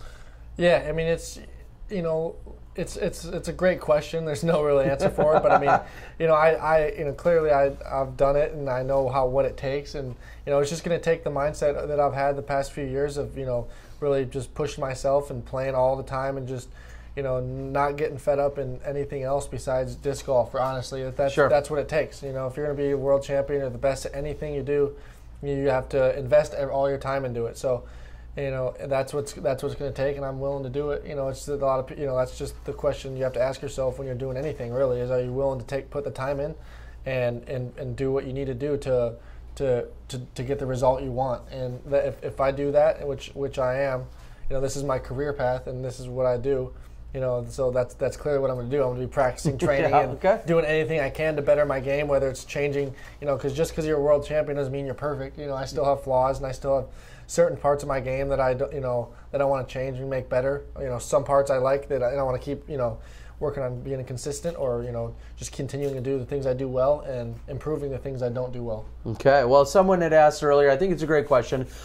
Just talk quickly about when you're throwing a harp versus when you're throwing a dagger. What are some of the decisions when you're going through? Is that strictly a forehand situation? Or a putting situation when it's one versus the other? Yeah, that's a good question, and the answer is yeah. When I throw a harp, it's definitely for 99% sidearm. I throw one of my harps. I throw strictly for backhand. It's a VIP harp. The BT harps are for sidearm only. Okay. It's like the latitude equivalent to like a DX or a Pro plastic if you're a discraft thrower. So okay. So yeah, the lower level plastic I like for the harp when I'm throwing sidearms. And of course the dagger I like, for putters I feel like it breaks in nice. You want to, for a harp, the upshots in the woods I like to have different, just like anyone's, seasoned putter. That's the same thing for my sidearm harps. I like to have one go straight and one hyzer a little bit more than the other. So I like to beat them up in different stages. And same with the daggers. If it's a, I don't use it too much. Putters mostly are the same for me as far as the amount of broken in putters I have, but. Most of them are pretty new, and even if they're a little bit broken in, they're not thrashed. Unless I want like a super turnover putt, I'll get a pretty beat up putter. But in general, they're pretty the same. For daggers, I like to keep it pretty similar as far as wear and tear. All right, so Johnny V and I were discussing out on the round. You got it done this week. There's no doubt about that. But when we get to hole number 16, we watch you throw. Well, first you make a terrible choice and then you execute poorly. Oh, is that right? Oh, I'm sorry. I don't know if that's being too blunt. But what are you doing on hole 16? First of all, explain the hole to everyone, and then explain what in the heck you're doing. So basically it's a downhill to the left. There's low ceiling, and like I said, it's a downhill shot. There's a bunch of jungle on the right. The left is no good either, but it's just downhill, and it's not really just a downhill and left, but it's downhill in like a sharp 90 degree, almost a not quite 90 degree, but like 45 degree left. And so it's a weird angle to get down in towards the basket. Everyone either hits high or hits early, or there's a bunch of different ways to not play it, but I was one of them today. But all right, so what are you throwing, and why am I giving you a hard time about it? So I throw a sidearm roller. The first round, I'll mention that I birdied the hole. You did with that same shot. Really? Okay. So I could have swore you didn't. Okay, I could have swore you didn't. That's why I had to give you a hard time, but you did. Yes, I did. Okay, you birdied. Okay. So well, then I'll take back half of that. Okay. But anyways, I throw a forehand roller just because the ceilings, you're throwing downhill and to a low ceiling, so it's kind of like you gotta throw it so low but still get enough height to go left. So I just thought it was such a weird shot to there was like a tree. I didn't want to hit that and like shoot in and take a bogey, which I still ended up taking a bogey. So clearly my game plan didn't work. But that was one of the few holes my game plan didn't work. So obviously I was disappointed, but yeah, I threw a forehand roller to try and avoid all the trees and all the limbs and everything, and I threw it right into the bush, right the only bush you have to miss, and it looked like a total squid. But all of us are thinking at the time, he's got this lead. Right. Just throw a putter up. Right? Yeah, I don't throw anything anywhere. Right? Jump putt. Yeah. Except for in the bush, 100 feet in front of you. Yeah, you could jump putt twice and par that hole. And instead, you're throwing what seems like an aggressive move to throw this forehand roller down, and it just straight into the woods. I was like, What are you doing, I Rick? was having some victory lap fun. Okay. Well, last that's fair. year, my victory lap fun was on 17, throwing it right in the water. So I don't know what that is. I guess my focus broke a little early, but I don't know if you guys remember that. But yeah, on 17. And at the Emporia World, I decided that it was over on 17, and it wasn't. And I threw it right in the water and took a bogey. So it was pretty much the same thing. It was on 16 this time instead of 17. So well, again, you thankfully had some strokes to give away, and it really didn't matter. But that's just Johnny V and I, and I'm sure others who watch the video may question that decision. For good reason. I don't know why I thought you struggled. Maybe it was a Jackson hole where I watched you throw a forehand roller that didn't work or something. Yeah. But so it's an interesting call there. But you move on. You've got plenty of strokes. At any point today, you had let me start here. You had a relatively slow, by your standards, a slower start. At any point, were you concerned about anyone else's scores? Did you even look? Did you think about it whatsoever? I mean, not really. I knew I think Simon and Johnny got it within, I think 7 or 8 was the closest anyone really got today. Okay. And there really wasn't, it may have seemed like 7 or 8 was a lot because I'd been winning by 8 or 9 or even 11 at one point. Sure. So it kind of seemed like a lot, and I didn't really. I felt a little bit of pressure. I felt more pressure just by wanting to close out in a good round. That's more of the pressure that I want to do. I didn't want to end the round with like a 2 under or something. I wanted at least, shoot a 7 or 8 under, which I did. Sure. So, yeah, it was more of the pressure, just me wanting to shoot well and finishing off strong after the rain delay. Well, and then speaking of the rain delay, we talked about it earlier in the show. You had the rain delay right around the par 5, which you had finished with. You had birdied that.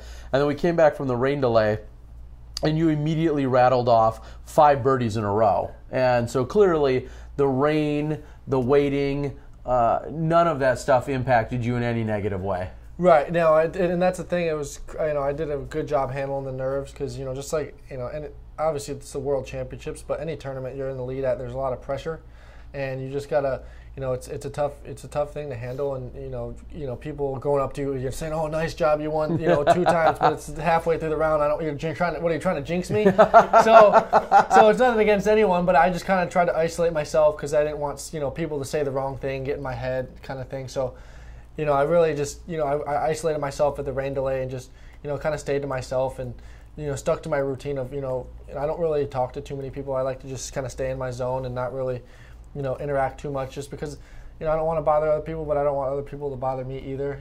And I like to do my thing and get stick to my routines. And like I said, people don't mean certain things to they're just trying to say, "Oh, good job," you're trying to congratulate me early, but for me, it's thinking like, it's not over yet. I don't want to have that in my head, like, "Oh, I already won," like, "Oh, this shot doesn't matter." So sure. That's the kind of mindset I didn't want to go into the round with, because it's easy to do that and just be like, "Oh, you got 11 strokes, pitch one here and there." But that's the complete opposite way you want to go into it. You want to go start to finish. You want to have 100% focus. And obviously, if the last hole or here and there, but it's still, as a player, you just want to know that you can focus 18 holes and you can mess around afterwards. Okay, well, Patrick Paramore, always on the stats for us. Thanks, Patrick. We should put you on the team. You say that you were the only player to shoot 3 rounds in the 50s. Wow. Obviously, that's what got you ultimately to that 41 under par. Clash Royale with B. Mac, who must have been out there, says, "Ricky, I noticed you were warming up today. You were all by yourself at the far practice baskets with no one near you. Do you always do that, or was that a Worlds and final round kind of thing?" It's a good question and a good observation, but yeah, as I said, creeper. Earlier, yeah, I'm totally kidding. No, it's but yeah, I like to isolate myself. A lot of the players know, and a lot of people that are around the tournament scene know that, if I'm playing a tournament, I like to, I don't like to talk to anyone. I just like to do my thing, and I don't want to bother anyone, and I don't want anyone to bother me. So I like to practice by myself. I don't, if I'm playing a tournament, I don't care about if how Simon's putting or Paul's putting.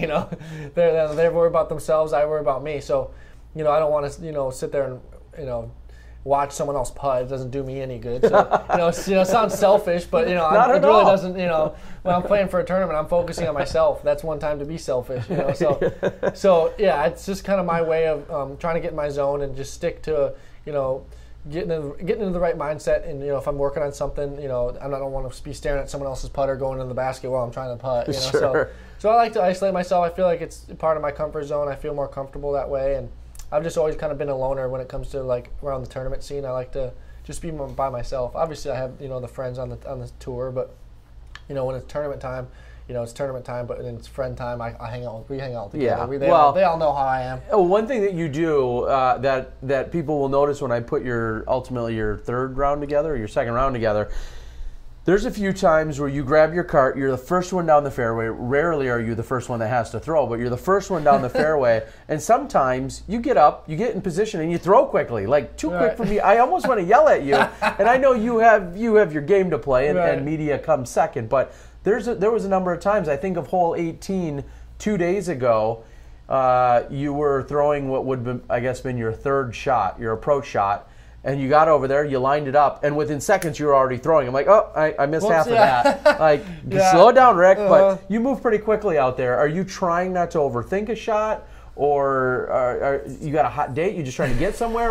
What's you speed along very quickly. Yeah, I've always been a quick person. I like to always keep moving. I got ADHD, so even if I'm not doing anything, I got to move and pretend like I'm doing something. So yeah, I don't know. It's just my way of being antsy, I guess. I'd like to be ahead just because as soon as I'm done, I don't want to be sitting there getting water. I just want to go. All that stuff I do before I throw, and then when I throw. I'm getting ready to dart, just go to the next hole. So, yeah, I've always been, leading the pack. It seems like I think that's just my personality. I like to, kind of be ahead of everyone, not really bother anyone, and vice versa. So, yeah, I just feel like that's the way I've always been, and I like to. It's kind of a reflection of my personality. What are some of the things that you'll think about in terms of improvements? You said you know that you're not perfect. You're world champ again. Your game isn't perfect. What are some of the things you'd love to improve upon? And will you wait at all until the off season for you before you make any adjustments, or is there something you might be out in the field working on in 2 days? Yeah, I mean, there's definitely a few things, and always now that the Worlds is over, obviously I feel I want to play my best at every tournament, but. So yeah, I'll definitely go out to the field and practice certain things. And one thing is that I feel like right now, this week, I messed up on a few shots. Is my mid-range, hard mid-range and soft fairway driver game. Pretty straight, not to the point where it's just out of mid-range and you don't want to throw a driver.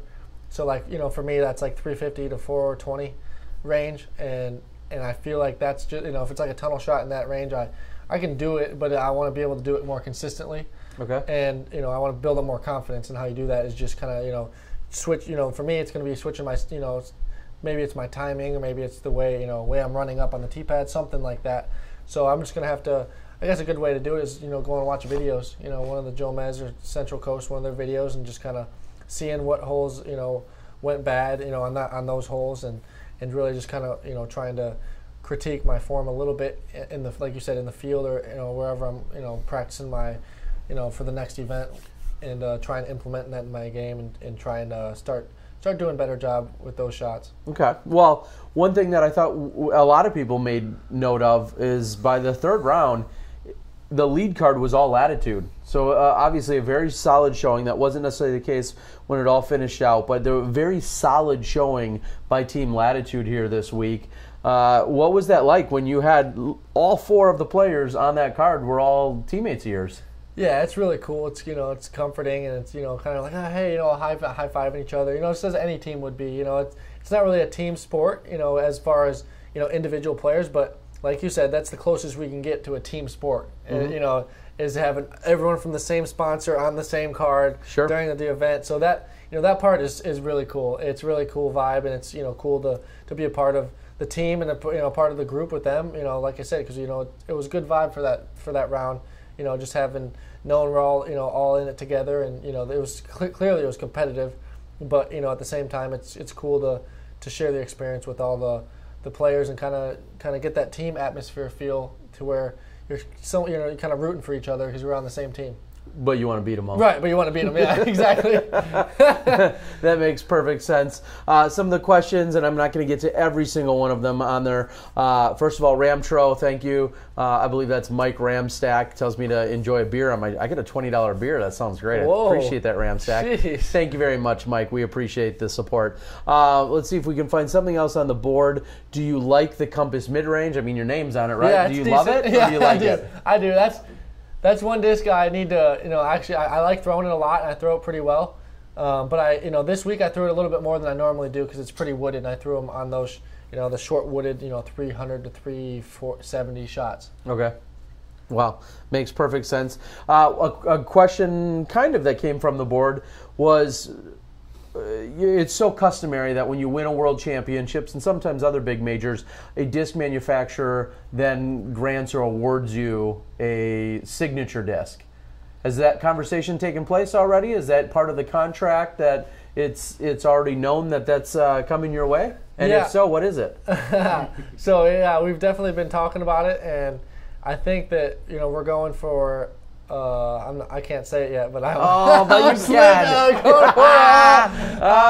you got it. I'll get a piece of pizza in you. That should loosen you up a little. Come on now. No, but we've definitely been talking about it. Daggers. And yeah, maybe. The deck. It's actually the new Raptor run. That's the plastic, and then the new Raptor Latitude plastic. There Raptor you go. leg. Raptor. Two-time Raptor leg. It's a new mid-range. Okay, so this is a legitimate question. Will you have to stop Raptor legging if you hurt yourself doing it once? Yeah, I think I would. Like the football player, when they were like, they do all the celebrations. I've seen one of them rip their chest and they tweaked a rib and had to get out of the game because they were excessive celebration. I saw you Raptor leg at the award ceremony down, and all I kept thinking is, don't hurt yourself. Right, try and jump up the stairs and just I'm fall. Yeah. I'm like, it's fun and all, but don't get hurt. Right. I got a question for you. Next year, we already talked about next year's Worlds being at Smuggler's Notch, where you dominated, but it's in September. How do you feel about Worlds being in June, the earliest, versus September next year? The beginning of the season when you're freshest versus the end of the season, which is kind of traditional sports, where everyone finalizes a summary of your year. Yeah, it's very different because this year it felt like it was only like half a year because there's like 2 whole months where before it was only like I said 10 months instead of normally 12, and next year's going to be 14 or 15 months almost, it seems like. But yeah, it's definitely different. You're gonna have to plan around it. You're not I think there's going to be people taking some tournaments off because like you said, it's going to be the tour takes a toll. When you play 20, 30 events, by the time you get to September, it's I'm not saying you're burnt out, but you're just not as fresh, like Johnny was saying, as you are when you're playing in March, April, May, June, and so yeah, there'll be people, it'll definitely be in people's minds, and some events one might not get as much, play as others, if it was earlier, but I think that. I think it's cool. It's in September. I think the weather might be a little chilly in Vermont in September. It seems like it could be, But yeah, I think that I think there needs to be more. Not saying anything against the PDGA, but it'd be nice to see a certain month and stick to it. Whether it's it's usually been July or August. Right. It's kind of fluctuated throughout those. In fact, again, 20 plus worlds that I've been to. It's either just that, July or August. Yeah. AM or Pro Worlds ultimately are in those 2 months, and there's been a number of different reasons as to why.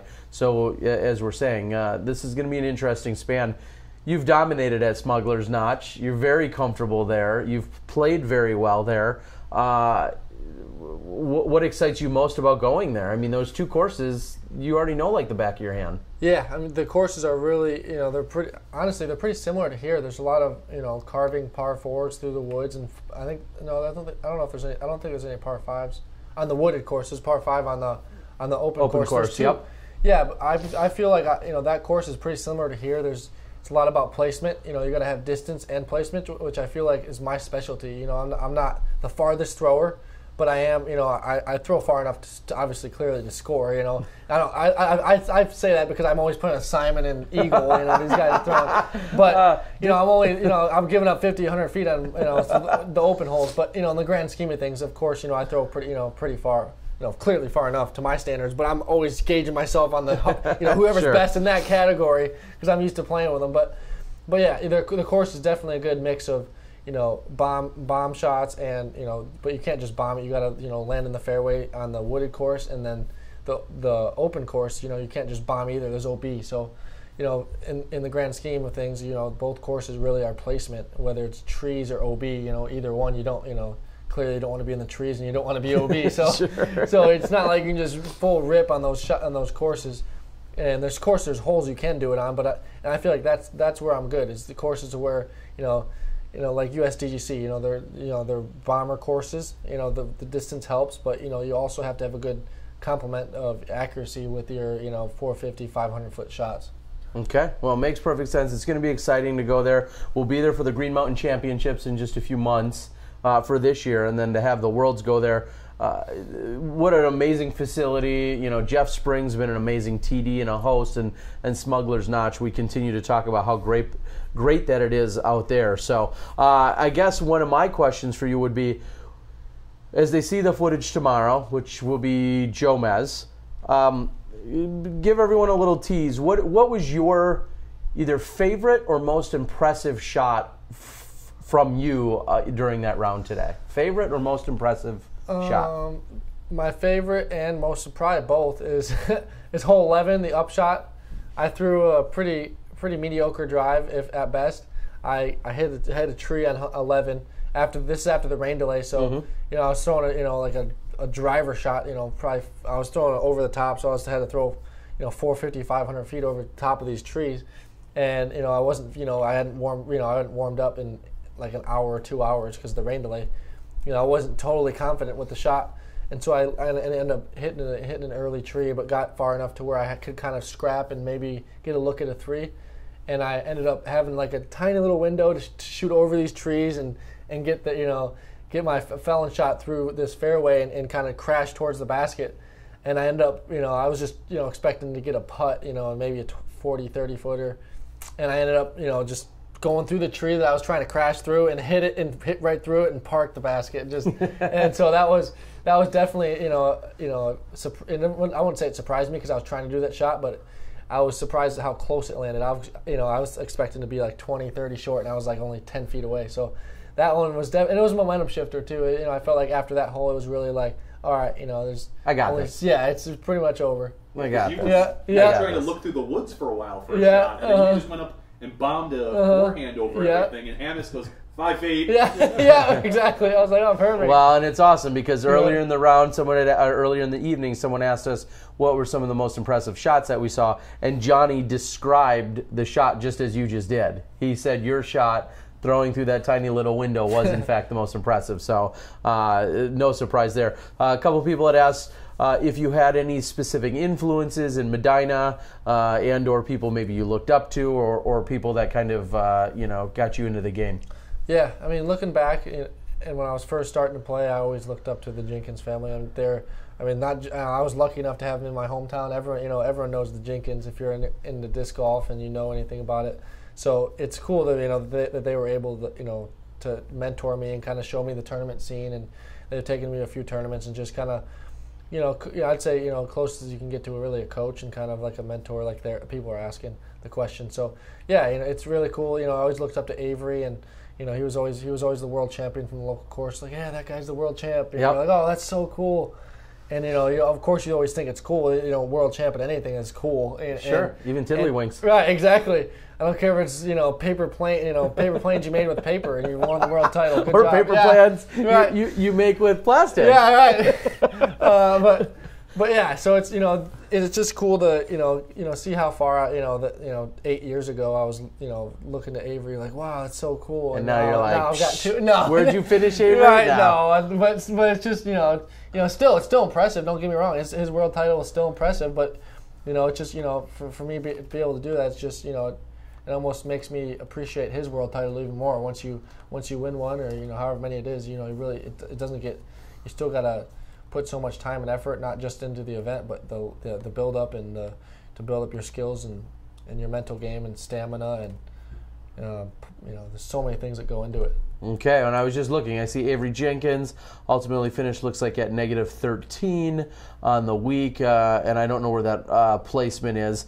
One thing that I think is interesting is we saw such a shift. We saw someone like Barry Schultz earlier in the week, way earlier in the week on that second or third card, and it looks like he had a little bit of dip. Drew Gibson fell down. Paul Ulibarri, someone you know and travel with, had actually struggled throughout the week. But then on the flip side, someone like a Josh Anthon came in with a -6 today and moved himself up quite a few spots. Would you say there was any standout surprises, either good or bad? Someone that you're like, wow, I'm really kind of shocked that's where they finished, and again, a good or a bad way? So a good one, I would say overall is Hammis. He's a Wisconsin boy. I know I was talking to you about him, and he's on the opposite side of Wisconsin. But yeah, I mean, he's for him being his first Worlds and him beat it on the lead group on the final day, and he didn't, he struggled a little bit today, but just to be able to get to that spot is amazing for him. Now, obviously, he wanted to play better, but and I'm not just sugarcoating this, but you always,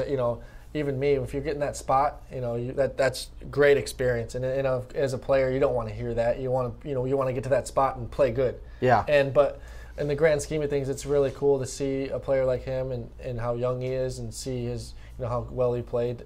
Like I said, he dropped a little bit, but he still got, I think he got top 10. So that's pretty amazing for his. Yeah. I think one of his probably, if not his first Worlds. His first Pro Worlds. Yeah, first Pro Worlds. Yeah. After finishing second at the U.S. Amateurs and finishing second in Am Worlds. Wow. He's been on the big scale, and then going in today, he was second at Pro Worlds. Crazy. That's quite a jump from second at US, all the way to where he finished. Was there any surprises? And you're not hurting any feelings, but was there any surprises with someone you're like, I think they had a really good chance to perform really well, but maybe didn't ultimately perform as well as you thought? There's probably two of them. I'd say one of them is Eagle, and he of course he was there for a minute, and he dropped down a little bit, and the second one would be Anton.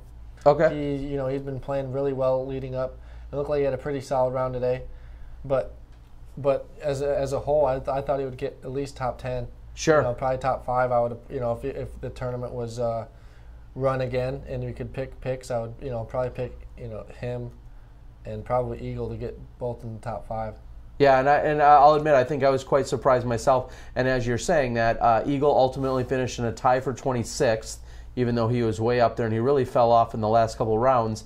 And Josh Anthon finished just one stroke behind him in 29th place overall. So it looks like Paul Ulibarri made a little bit of a comeback here today. We know he was struggling throughout the weekend, and he finished in 32nd place. Avery Jenkins, who we talked about, finished in 41st. And moving down, looking at a few others on the list, we see Steve Rico, who's attended a ton of Worlds, did not have the week he was hoping for, finished in 54th, which was still cashing. And also moving down, we see it looks like these got shifted around due to some of the ties, or I'm sorry, some of the divisional breaks. We see that AJ Risley just barely missed out on the cash. He shot a 58 over at Jackson today. That's and solid. He's like, I hope they don't call the last round because I shot a 58. Right. I think he said he had 2 or 3 bogeys and still shot himself a 58. So that's really good. A solid performance. Unfortunately, just a few strokes short of the cash, but nice finish out there. AJ that is Risley. solid. Anywhere in the 50s, that's really good. So we see this battle. You just talk about Medina. We talk about the Jenkins family. This historic and very successful family, and then also a good friend of yours in Paige Pierce. What about the battle that we saw on the women's side today? Did you see how close it got, or no? At any point? I didn't. I mean, I knew someone told me actually that they got within 2 strokes, which is amazing. Val winning last year, and she coming back and almost making a move today to the final day, which is the same thing she did last year. I don't think she was winning, but until the final round. Yeah, or even the final hole, final hole or two. Yeah, last year. So yeah, that was an interesting scenario. I'm sure when it played out, and I'm sure Paige was, thinking about the previous year and what happened, but yeah, no, it was cool to see her. I like, I've always got along with her, and we kind of, I know what she's going through with the Switch sponsor thing, and it really is. it's rough, and it's a whole different mindset when you're switching sponsors and what she went through. So it was really cool to kind of see, put myself in her shoes, because I was in her shoes, a year or two before that when I was switching from Prodigy to Latitude, and she switched from Prodigy to Dynamic. So I don't care. It's just about the fact that you're switching sponsors. It's different, and and it's just it's a different mindset, and you really I was glad to be there and help her out. Yeah, well, and she talked about having, like you said, that support system, the people that she feels like are truly family to her within disc golf, outside of disc golf. She had, her dad and mom and other people there supporting her this week as well. So there's something to be said about that. And then obviously with Rusco and the team manager, Robert McCall and his beautiful hair, along with Bobby Brown and his lack of hair. All of these great people, though, that, she truly feels, as she said, at home and really supported, and it ultimately netted her yet another Worlds win. I just figured it out. The secret to winning Worlds is bring people. Yeah, exactly. right. The more people Exactly. you bring, Yes, the better chance you have to win, right? winning. So the bigger family, the more chance you have to win, right? Well, and I was thinking there's a little brother factor in there somewhere. Yeah. I think there were brothers her that were brother, both there. Paige's brother was here. Yeah. Exactly. So Right I'm around the just same saying. age too. I think they're both like 10 or 12 years old, both of them. I think. Exactly. That's So funny. I think we're onto something here. Carver asks, is being on Team Trilogy an advantage on tour now? And I would just I'll leave that up to you. I was going to maybe clarify it more, but yeah, I mean, I think for me, it is. Yeah, I feel like clearly I've proved that with the way I've been playing the past, since I switched to Trilogy. So yeah. So he's clarifying support wise, and maybe that's financial, maybe that's the team camaraderie. Yeah. What do you feel like is maybe a difference from previous sponsors, whether it be Innova or Prodigy, versus kind of how you feel now? Yeah, it's a good question. But they support me with, like you said, pay is really good. I feel like I'm comfortable there. The discs are really nice. The discs are really, I feel like the lineup they have with all the different, Latitude, Westside, and Dynamic, you have so much discs to choose from, and it's really, there's no holes in the bags anymore like there was, almost when I first started. There was a few gaps that were like, I wish I could throw this. Sure. But throughout the few years that I've been a part of them, they've come out with a lot of discs, and they really filled all the gaps. And then, as far as everyone working there, they really are supportive. You got Rusco with the GBO tournament, and you got Latitude, and you got all the support systems that really help you out, and they really they're genuine people. I really like to associate myself with those kind of people. They're genuine. They want you to play well. They'll do anything to make you feel comfortable. And I feel like that's I'm not just saying that. I feel like that's honestly a big reason why I've been playing the way I have, is because they're doing their side on the business side, I'm doing my side on the player side, and I feel like that's just such a good compromise, and I feel like I'm in my comfort zone since I've been ever signed the contract and I've been on the team. I just feel so comfortable because of that reason. They just allowed me to feel that way, through whether it's emails or just doing whatever you have to do before the big events, so that way I'm not thinking about certain things. And Sure. While at the wrong time. So they know what I'm doing. They know I need to practice a lot, so they know I don't have time to sit there and answer emails all day long. I'm out practicing or doing. You got something. winning to do. Yeah, exactly. Answer these emails later. Yeah. I got winning to do. Yeah. I got stuff to do out there. And I don't want to get too sidetracked off of some of this stuff, but if you played, this is an interesting question. If you played in a pro-only dubs tournament, which other pro would you pick as your partner in a men's round and then in a women's round? Who would you pick if you had your choice of picks for anyone to go out and play in some doubles tournaments? So I think for male, it would probably, let's see, me and Drew Gibson have always talked about it. Okay. He's known for his driving. I'm known for my putting. I think that comes to mind for both of us, that we're just like, oh, we birdie every hole. You park it, and if you don't, I make the putt. So it's like, right. Okay, fair enough. So I think that for dubs, I think that would be a good combo, and for women, I think I would play with Katrina. I get along with her. We'll see what Yuli thinks about that. I'm good friends with Yuli, but yeah, no, we're really good friends. I help her out when she needs it if she wants it. Sure. And I feel like if there's anything that I needed help with, I could go to her also. So I think that we're real close friends, and we could make a good doubles mixed team. Okay, and we're just going off that for a moment. Christopher asked, this is the second time, and it's an interesting question. He says, do you think some of the top pros' romantic relationships have affected their level of play? That's a good question. Honestly, I think it could for sure. I think so. How about you? Answer, yeah. Me, no. I try not to. I'm trying to hold off as long as I can. You got time for lady friends. Exactly. Okay. No, okay. But yeah, but yeah, it's definitely I think it could. It definitely. Sure. I think for some people it does, but. Is that why you're beating Paul? Probably. No.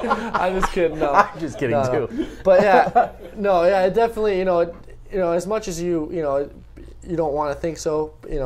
It's taking. It could take some time away from practice. And, but yeah, if it depends. Obviously, it depends on the person. If you're comfortable and so it just depends. But I mean, sure. I think that's always the joke. Is you're always joking with people. Oh, is she gonna mess with your game? We're always joking with each other. If, someone's got a new girlfriend or something. That's the first thing you ask. But doesn't hurt Johnny. Right? Yeah, exactly. Yeah, exactly. Seems to be working just fine.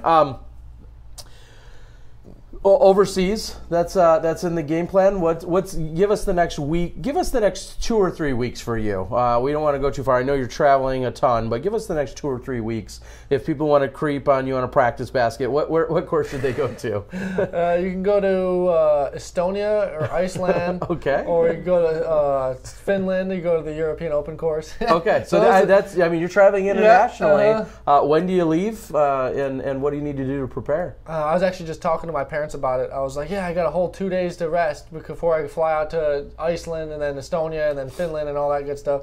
But yeah, so I don't really have that much time. I've got a few days to to relax before I fly out to Europe on Wednesday or Thursday. I think one of those days. I got to check, but I booked the flight, so that's good. That's all that matters. Okay. I just got to check the date. But okay. Yeah, I'm going to Iceland to do some clinics and promotional stuff. Just and to check out Iceland. I've never been there, so I'm going to go there for the weekend and just do some clinics and hang out with the local disc golfers and.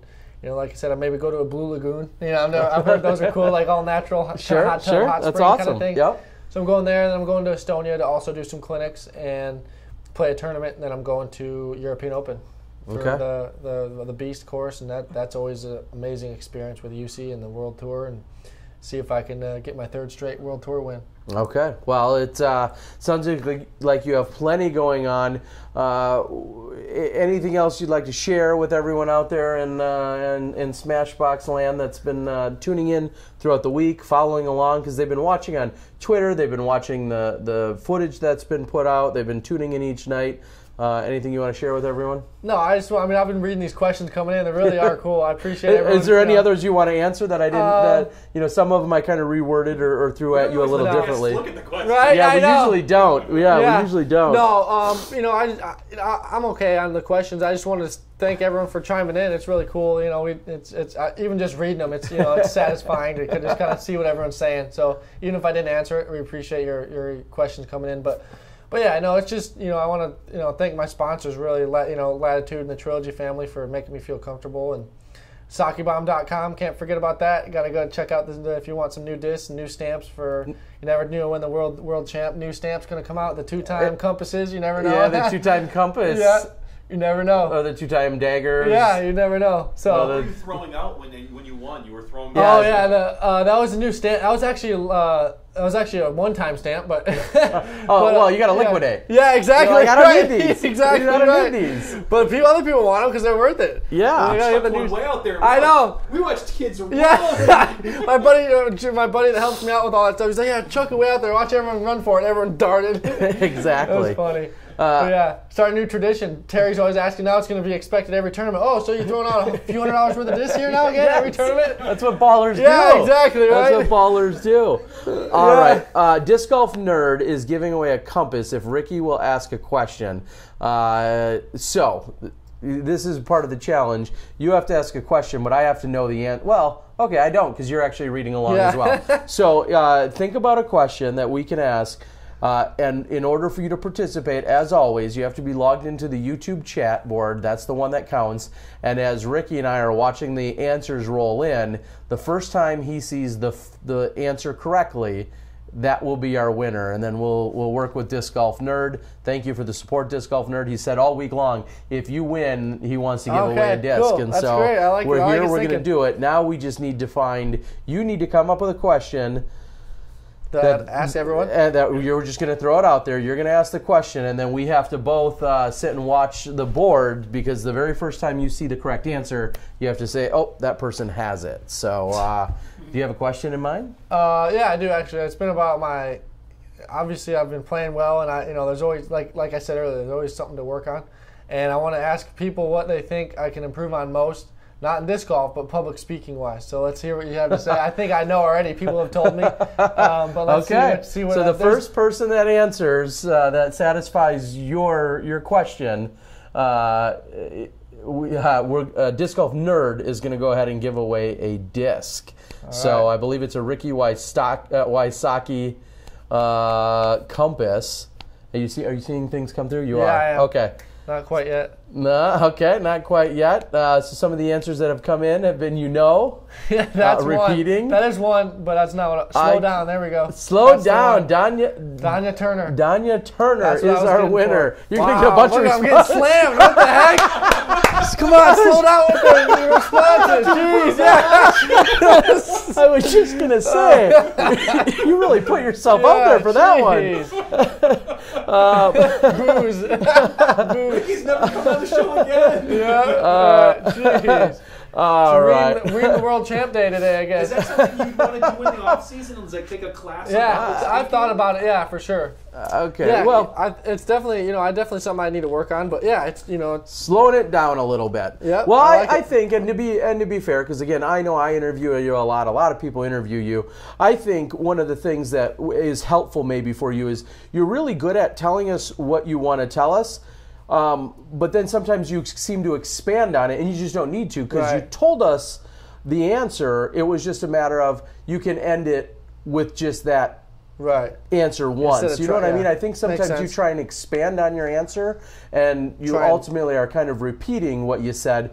You said it, and you said it really well. You could just leave it at that at that one, but trying to get the point across without having to do so. You do it with less words. Yeah, and you're giving us a great answer. You just could end it at the first time you gave it to us. Either that, or I'm just going to start punching you. And be like, shut up. Yeah, exactly. You're saying the same thing in a different way. Exactly. Yeah. But we enjoy it. Yeah. You're very endearing. People love your honest responses. People love. Speech coach by profession. I like that. When you're out there working with us, and people love being able to have that access to you, and I think it helps a lot with the fans, and people seem to really enjoy it. So, Clash Royale says, "This was the greatest guest ever. I laughed so hard. Thank you for coming by." And I couldn't agree more. You always are very entertaining, in whenever we talk. Talk about dragons like Nico. I don't know what that means. He's a pimp. You know it. P-I-M-P. All right. Well, Ricky, I feel like we could have you on literally for hours and hours and hours, but I want you to soak it in.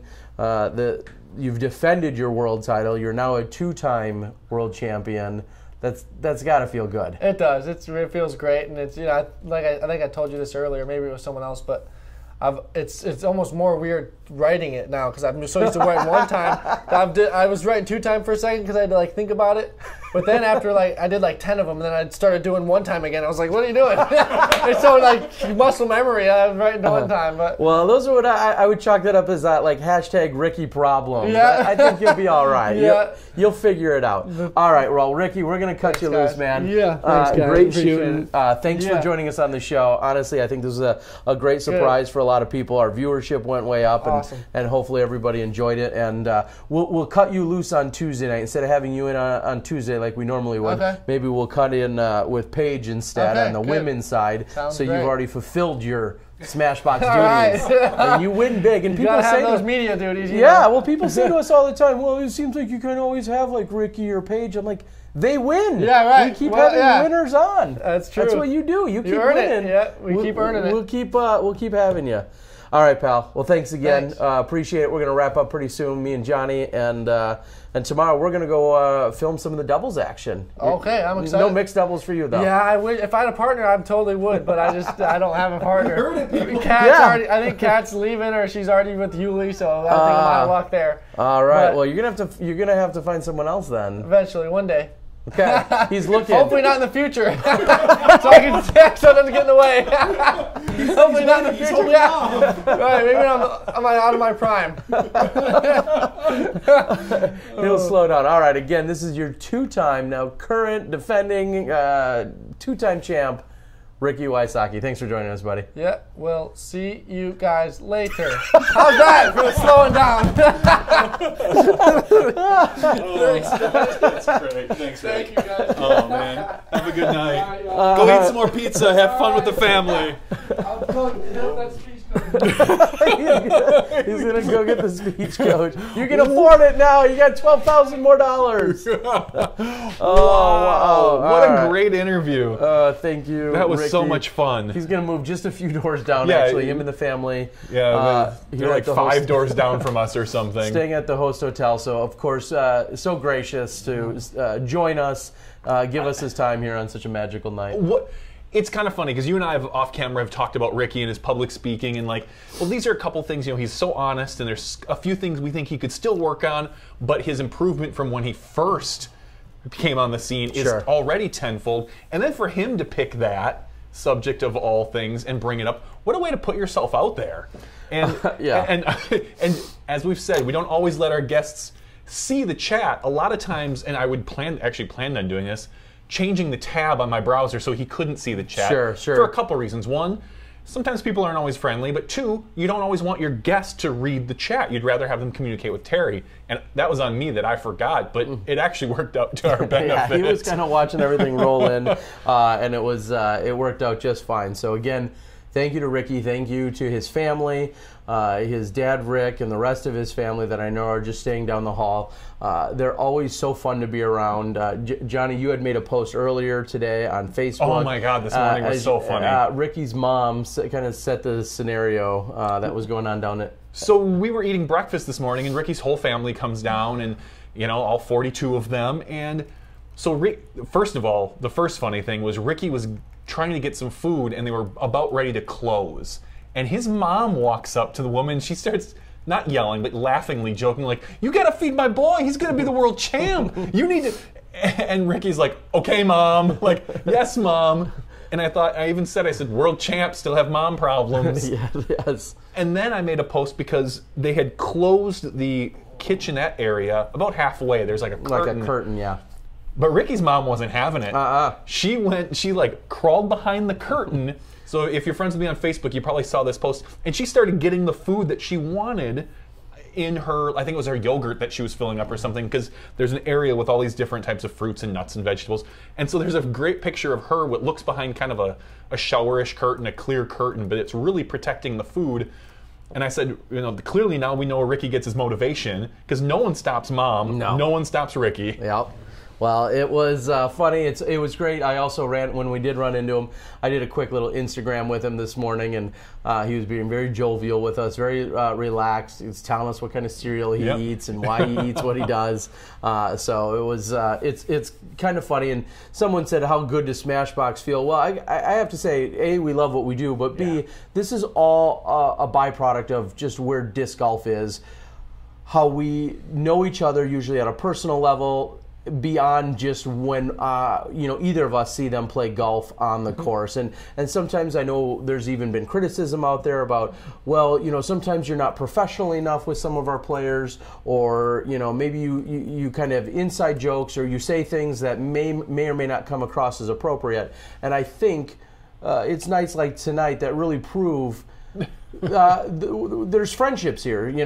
We can talk to Ricky on any given day, on or off camera, and I think that goes for a lot of our players. And just the fact that our sport is where it is, that these players are accessible, and as long as we continue to treat them with respect and go along with their requests and their schedules and everything else, they work with us, we work with them, and when it's all said and done, I think it turns out pretty well. So I got to say, it could not have ended our nightly recaps really any better than to have the world champ, the best player on the planet, come join us in our room for a little bit of a chat. He gave us quite a few little insights into his personal life, as far as his lady friends, or lack thereof. Lack of lady friends, and it's not. I don't think it's by choice. He's clearly focused, and we've said it before that we don't usually ever blame significant others for someone's downfall or lack of playing. But he even said, and I think I've said before, yeah, it could take away from practice time.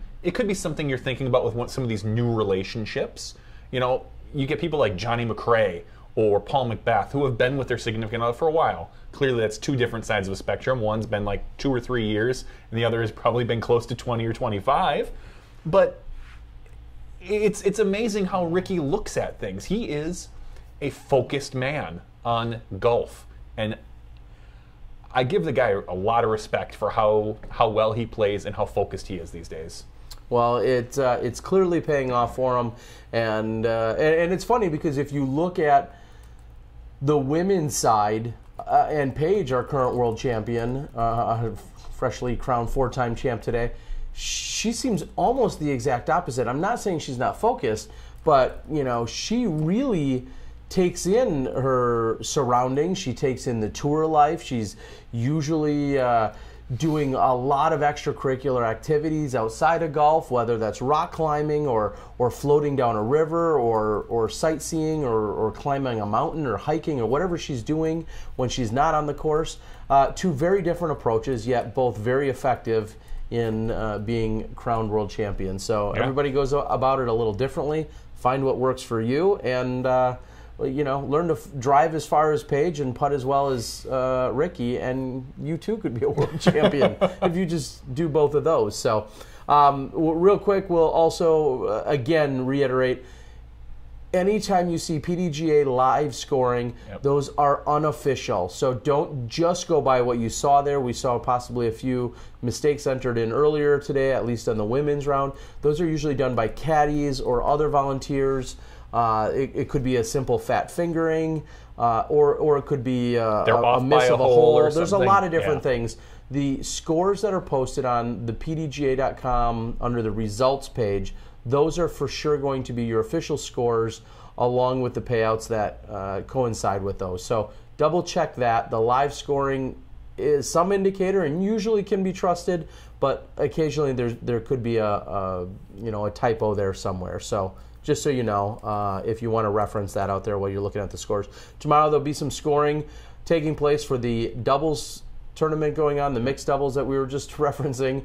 Again, I'll be out there doing some video as well to take that all in. That'll be put up in a post-production format at some point. I can't guarantee a time frame, but I do want to get it recorded and get it out there for you guys as well.